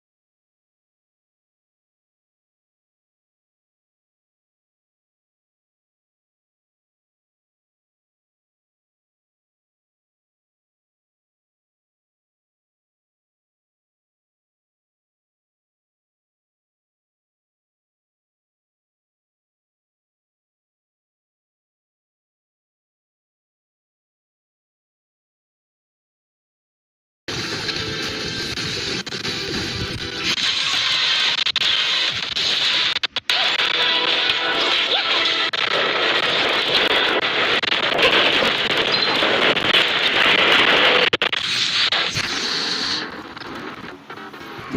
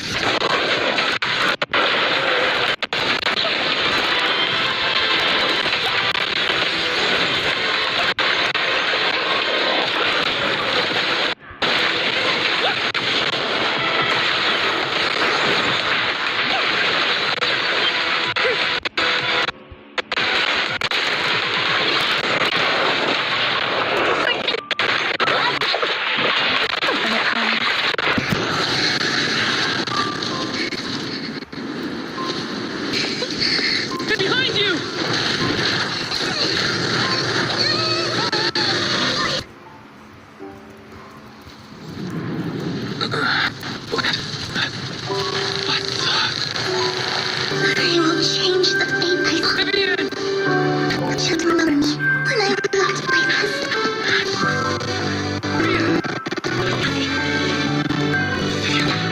Your body.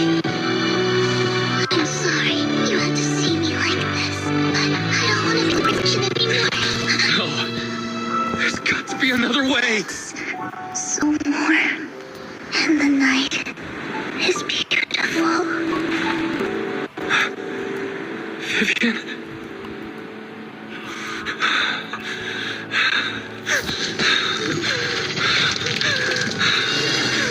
No.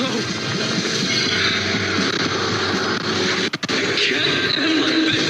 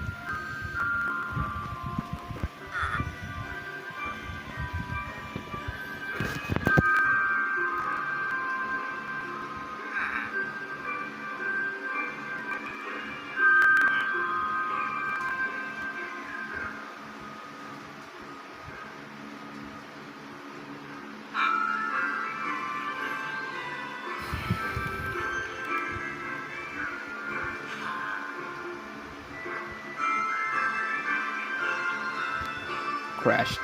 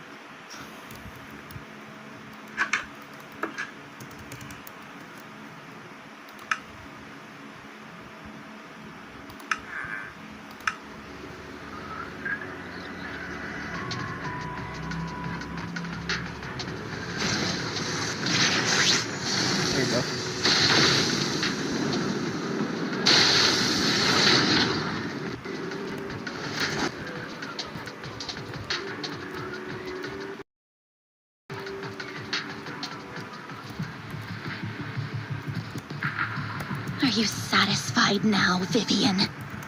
You were the one who brought yourself to this point. You're saying this is all my fault. Losing my father, losing Camille. I wish you had never come into my life. At first, when Father brought you home, I was happy.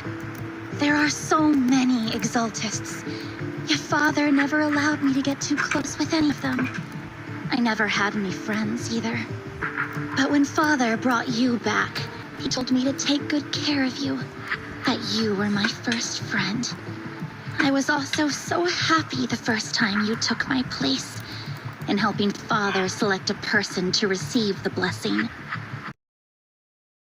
Because you were different from all those other people, you could stay with me.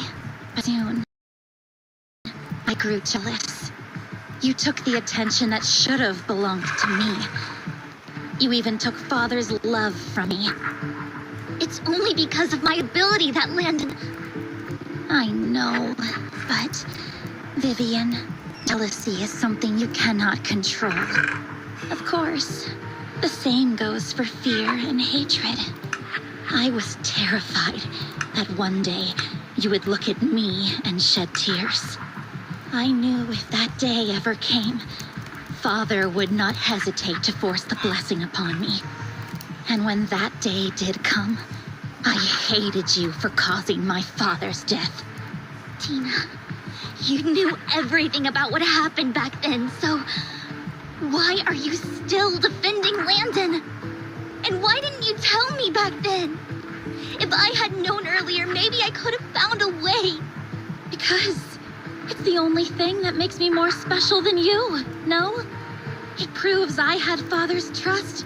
I was more useful to him. Vivian, you said you wandered without a home ever since you were young, hated by anyone you encountered.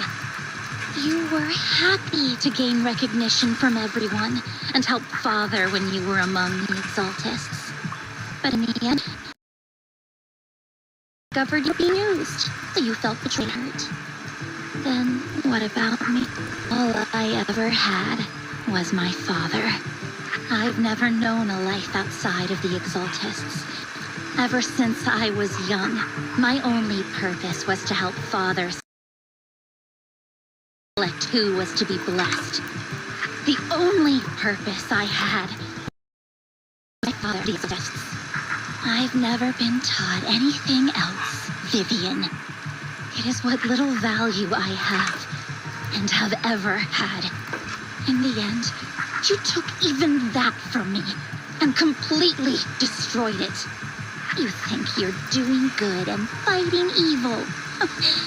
You've only managed to affect a small part of your world.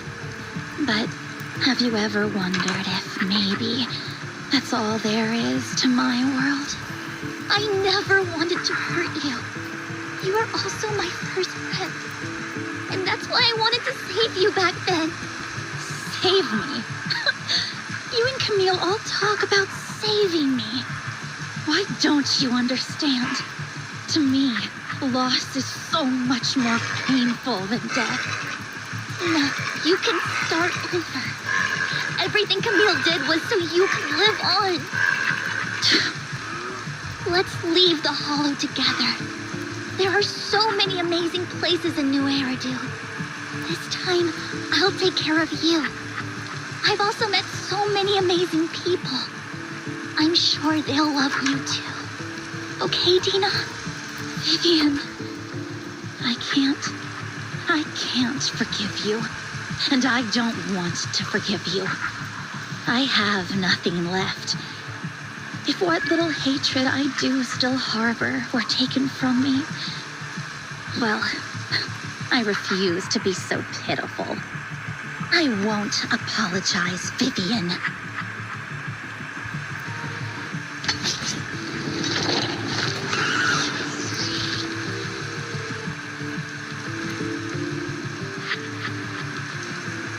I don't want to hate myself, so I can only hate you for killing my father, and hate Camille for leaving me.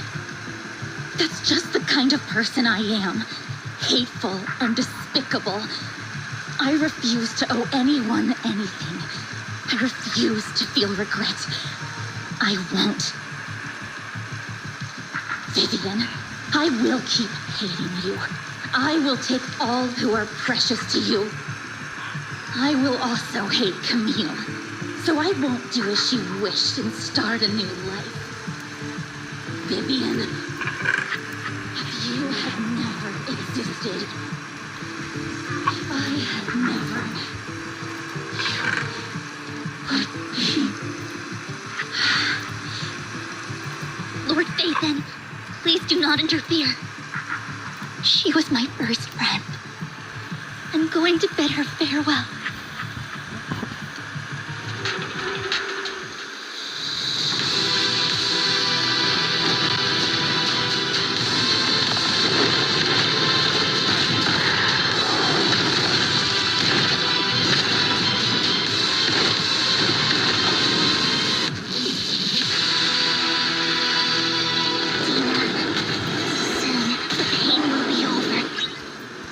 check. Now, I'm ready.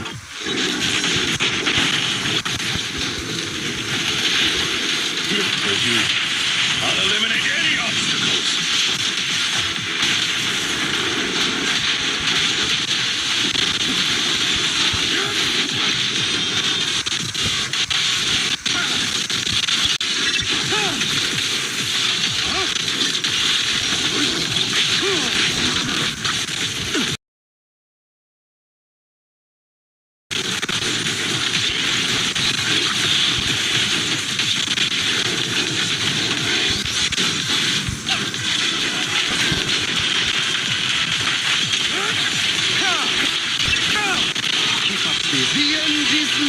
Oh my goodness, I don't know.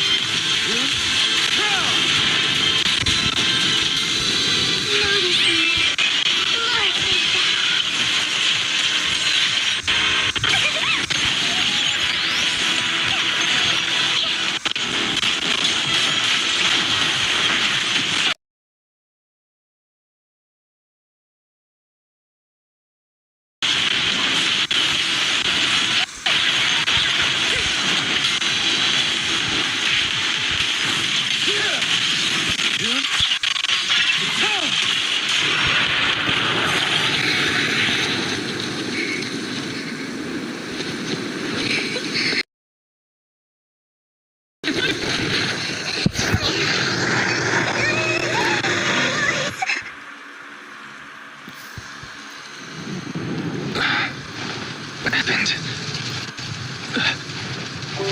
What the?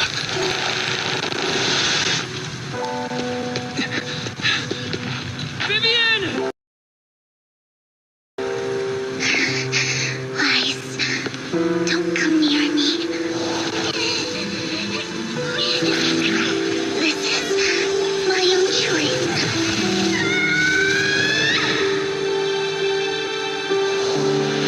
I will change the fate I saw. Vivian! I just want you to remember me when I looked my best. Vivian! Careful. Vivian, your body. I'm sorry you had to see me like this, but I don't want to be the one that only brings misfortune anymore. No. There's got to be another way. So warm, and the night is beautiful. Vivian.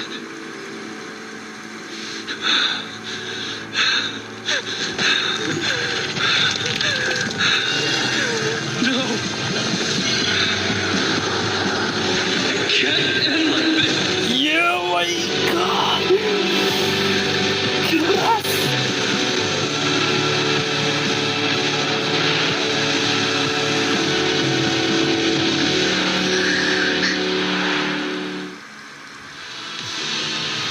Oh, that's so beautiful.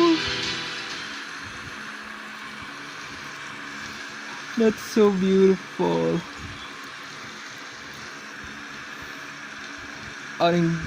Undoubtedly beautiful.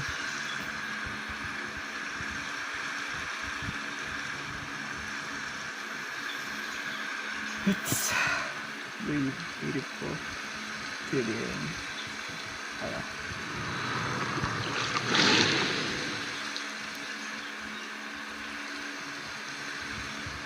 Wise. Wise. Wise, you're finally awake.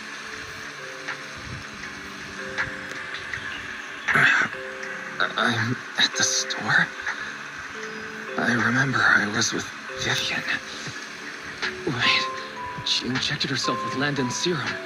Is she okay? Hugo and I brought you out of the hall. You scared me to death. Thank goodness you were yourself. Scratches. Cassiam earlier said he got her checked over and she was all right. Do you remember what happened? Situation was dire, so Vivian used the serum on herself to defeat the Ethereals. I saw the crystallization process starting to occur. I can't describe exactly what happened. I saw something blurry, but I just wanted to stop Vivian's corruption process. I don't know exactly what I did, but then I lost consciousness. What happened after that? When I let Hugo and Lycon there, it was just you and Vivian lying there on the ground. We couldn't wake either of you. Let's put that aside for now. Do you feel any discomfort-wise? I'm a bit dizzy, but otherwise, I'm fine. Don't worry. Phew, that's good. You should rest for tonight. Hugo and Vivian said they'll come over tomorrow, so we can discuss the details then.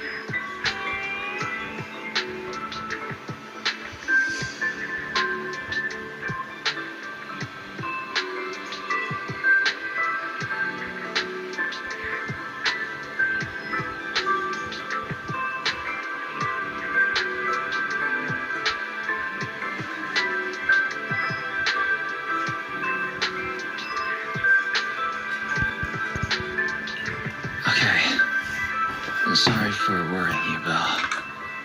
Good night.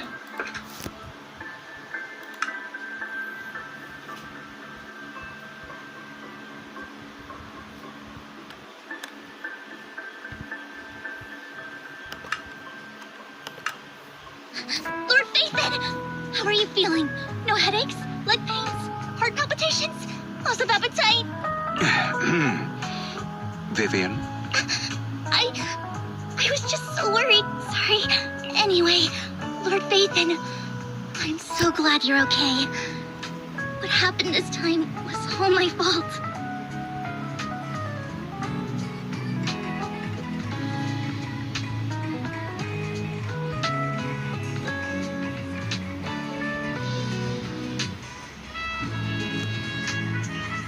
Things were dire, and you did what you had to. Plus, if it weren't for you, we wouldn't be here now. So what happened? Wai said he saw the crystallization process start, but I didn't see anything through EOS. Hugo? Lycon? Did either of you guys see it? Allow me to explain. Miss Vivian told us what happened after she awoke, and the mayor arranged a full medical checkup for her. Based on the results, Miss Vivian indeed shows mild corruption sequelae. But if the crystallization process had already started, the lingering effects should be far more severe.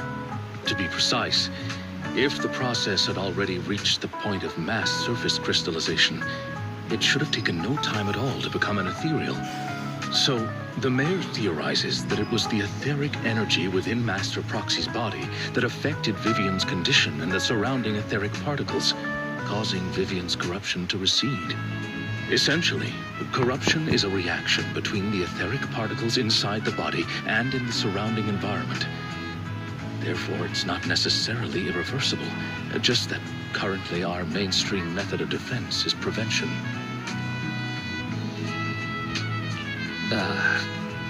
I'm having a hard time believing that, even if it's coming from you, Lycon. It's almost like you're claiming I can manipulate etheric energy. Master Proxy, you are special. This is a gift your teacher left you. A gift from our teacher? How come I never knew about it? I don't know all the details, so I cannot explain everything to you. My apologies. However, Miss Yixuan might be able to answer some of your questions. She will visit you sometime soon, so please feel free to ask her any questions you may have. So it gotta be for like season 2. She has quite an eccentric personality. If she causes you any inconvenience... Can I file a complaint about her with you if she does? Master Proxy, you have always been a people person, so I trust you will handle things just fine.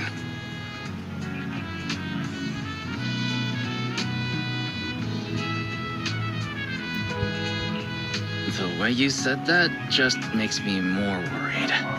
In any case, the mayor has asked me to give everyone his most sincere gratitude. Unfortunately, the mayor could not come personally, but has promised everyone a favor. Provided it's within his means, he will offer his unconditional assistance once. There is no time limit on this favor. Unconditional, What if I wanted his position as mayor? If that is what you desire, then the mayor and his subordinates will be first in line to vote for you in the next election. As for the other votes, you'll have to work for them on your own.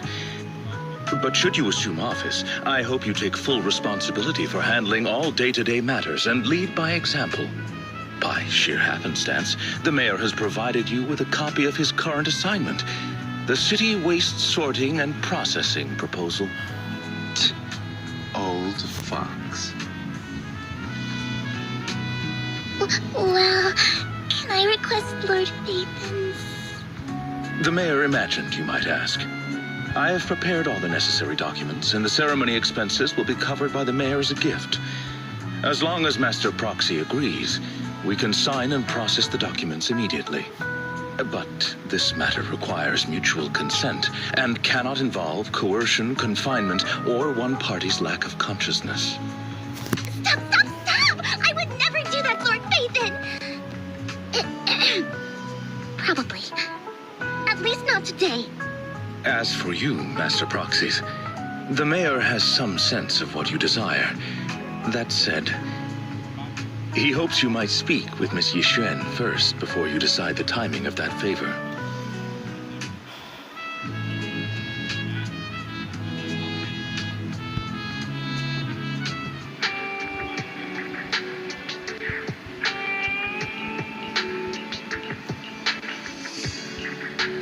Oh my god. Entire stream. A fucking entire stream, and I just take a nap for like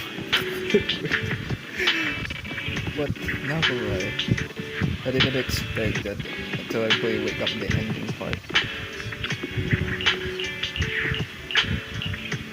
Yeah, they have the special powers. Is just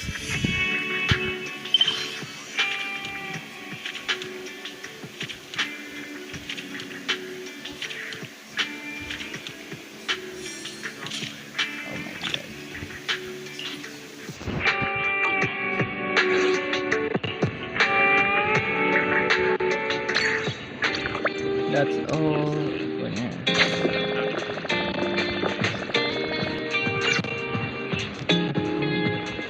Let's read the red one.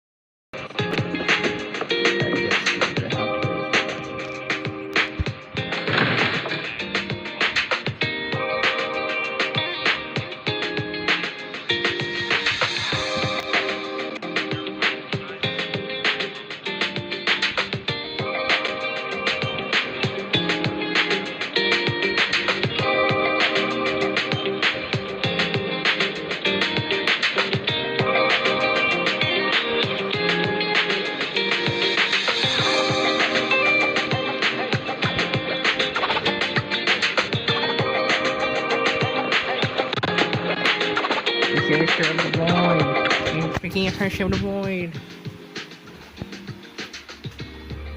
I did not expect that such a spiritual entity would exist here. It appears this street is a geomantic gem. A spiritual entity? His name is Howl, and I guess you could count him as a neighbor of mine. Is there anything special about him? No, I was simply surprised. It's rare to find such an intelligent vigilante.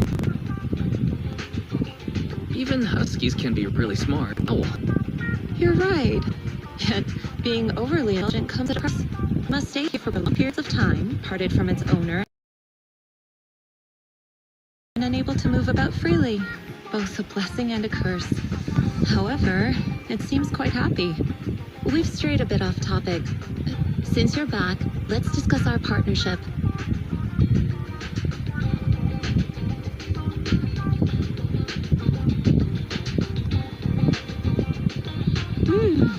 Nice job.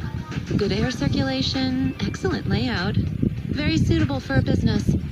Your bamboo here are also very energetic. It seems your fortune is good when it comes to wealth.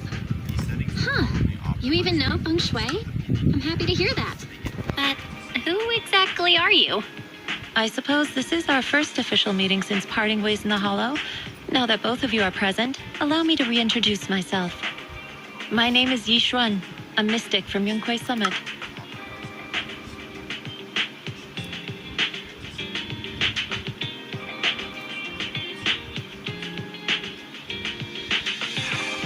Mystic? Like those people in movies who can tell your fortune and go around blessing people? This is my first time meeting one in real life. But what's Yunquay Summit? Any details you can give? Just an ordinary sect of the mystic arts. Our disciples travel all across New Eridu and sometimes collaborate with authorities. Currently, I'm affiliated with the Hollow Investigative Association. Right now, however, I'm here to discuss a partnership in the name of the Mayflowers.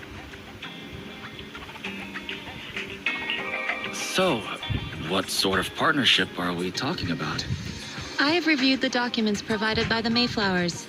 You previously underwent an implant surgery. After recent adjustments, abnormalities occurred. These abnormalities bear resemblance to the craft practiced by us at Yunquay Summit. If you are willing, I can teach you how to better control your abilities. Better control my abilities. That sounds great, but there's no such thing as a free lunch. Since you're willing to teach us your craft, Shifu, you must want something in return, right? That's right. Mayflower will have you join me for some investigations. Looking at my divination results, this will be a complicated and very likely dangerous matter. He's still going over the details, but should have more information for you soon. You can wait until then to decide.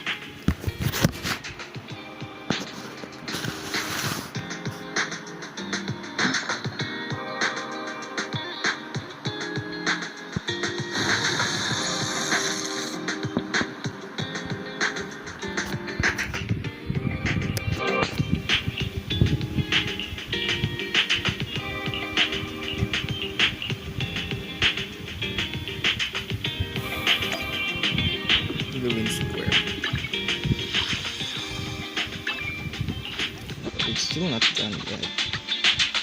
So it's great.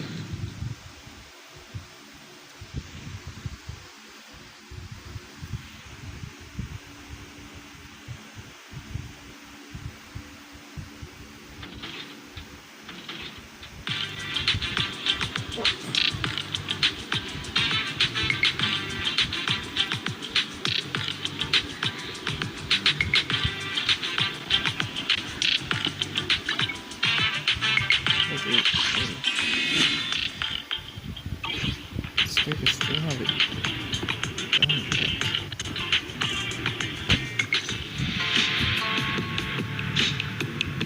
Please help me check my fortune. Here's my palm. Look, doesn't this thick wealth line mean I'm about to strike it rich? I've looked it over, and your fortune is decent. Huh? You barely looked at it, and you're already done? You have good fortune. What? You don't believe me? I do. Thank you so much. Next, it's my turn. Hey, wait, hey, quit cutting in line.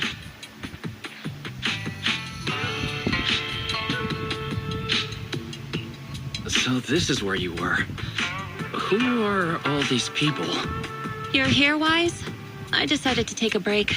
I didn't expect so many people to come seeking my divination services. Don't worry, I need no more than a simple spell to solve this matter.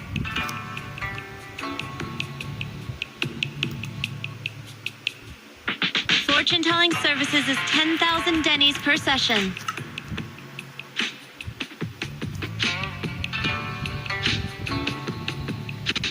All gone? Good.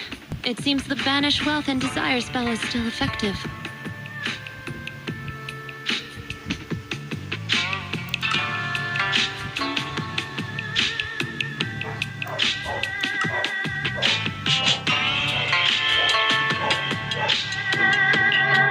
Banish wealth and desire? That's a spell? This isn't the kind of craft you said you were going to teach us, is it? Our video store has a business license, and we'd get complaints if we charged unfair rates. Of course not. This is just a trick to deal with trouble. I'll take my time showing you the true craft of Yunkwai Summit. For now, let's find that shop.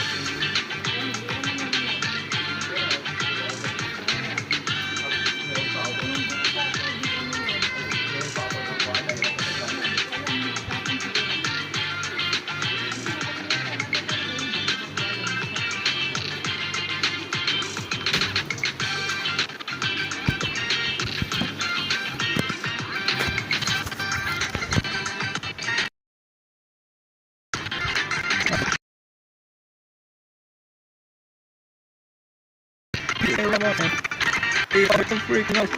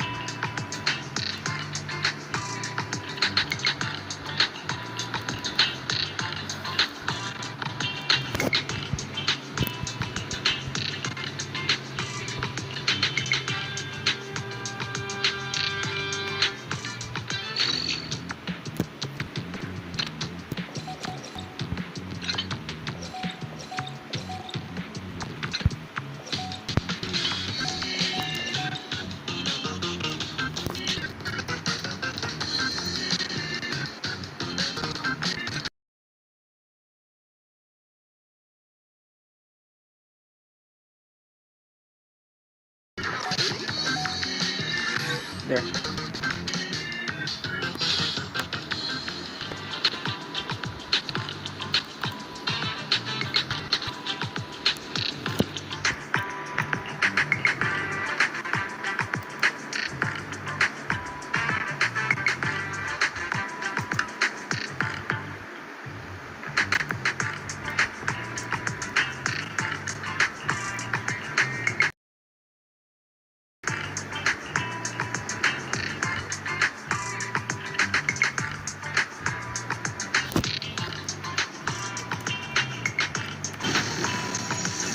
Yishuan Shifu. The store is right up ahead.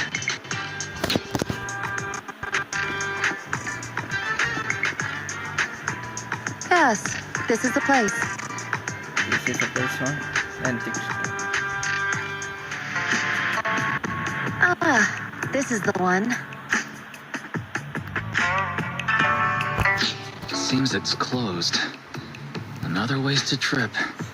Not necessarily. 1 second, please.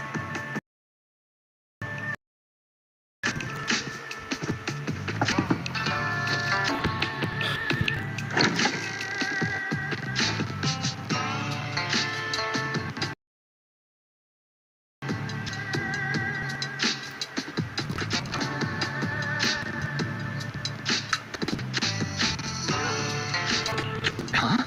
Is there someone inside? Relax. The boss prefers to do business with people they know. They like their peace quiet, but open for customers. I'm an old acquaintance and just wanted to retrieve something. Go with fancy. What a strange private business. What exactly are you retrieving?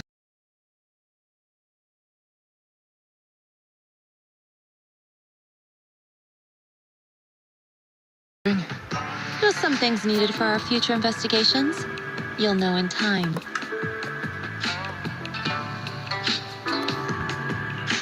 Really? Shifu, I feel like you're always so mysterious. Shifu. Rest assured, I'm Master not Shifu. hiding anything from you. It's simply because the correct time has not yet arrived, so there is no need to rush. Since we've already obtained what we came for, let's part ways here. There will be plenty of time in the future. We will certainly meet again.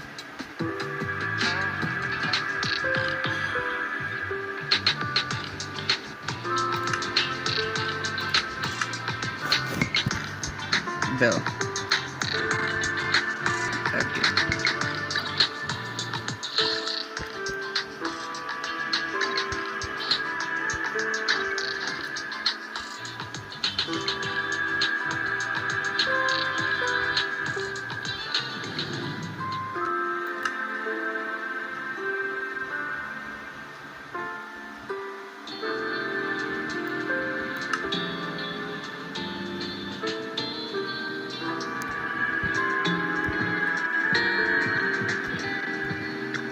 Bro.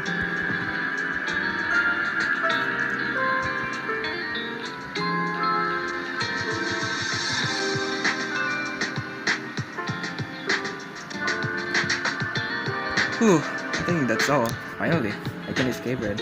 No, anyways, that's all of the stream.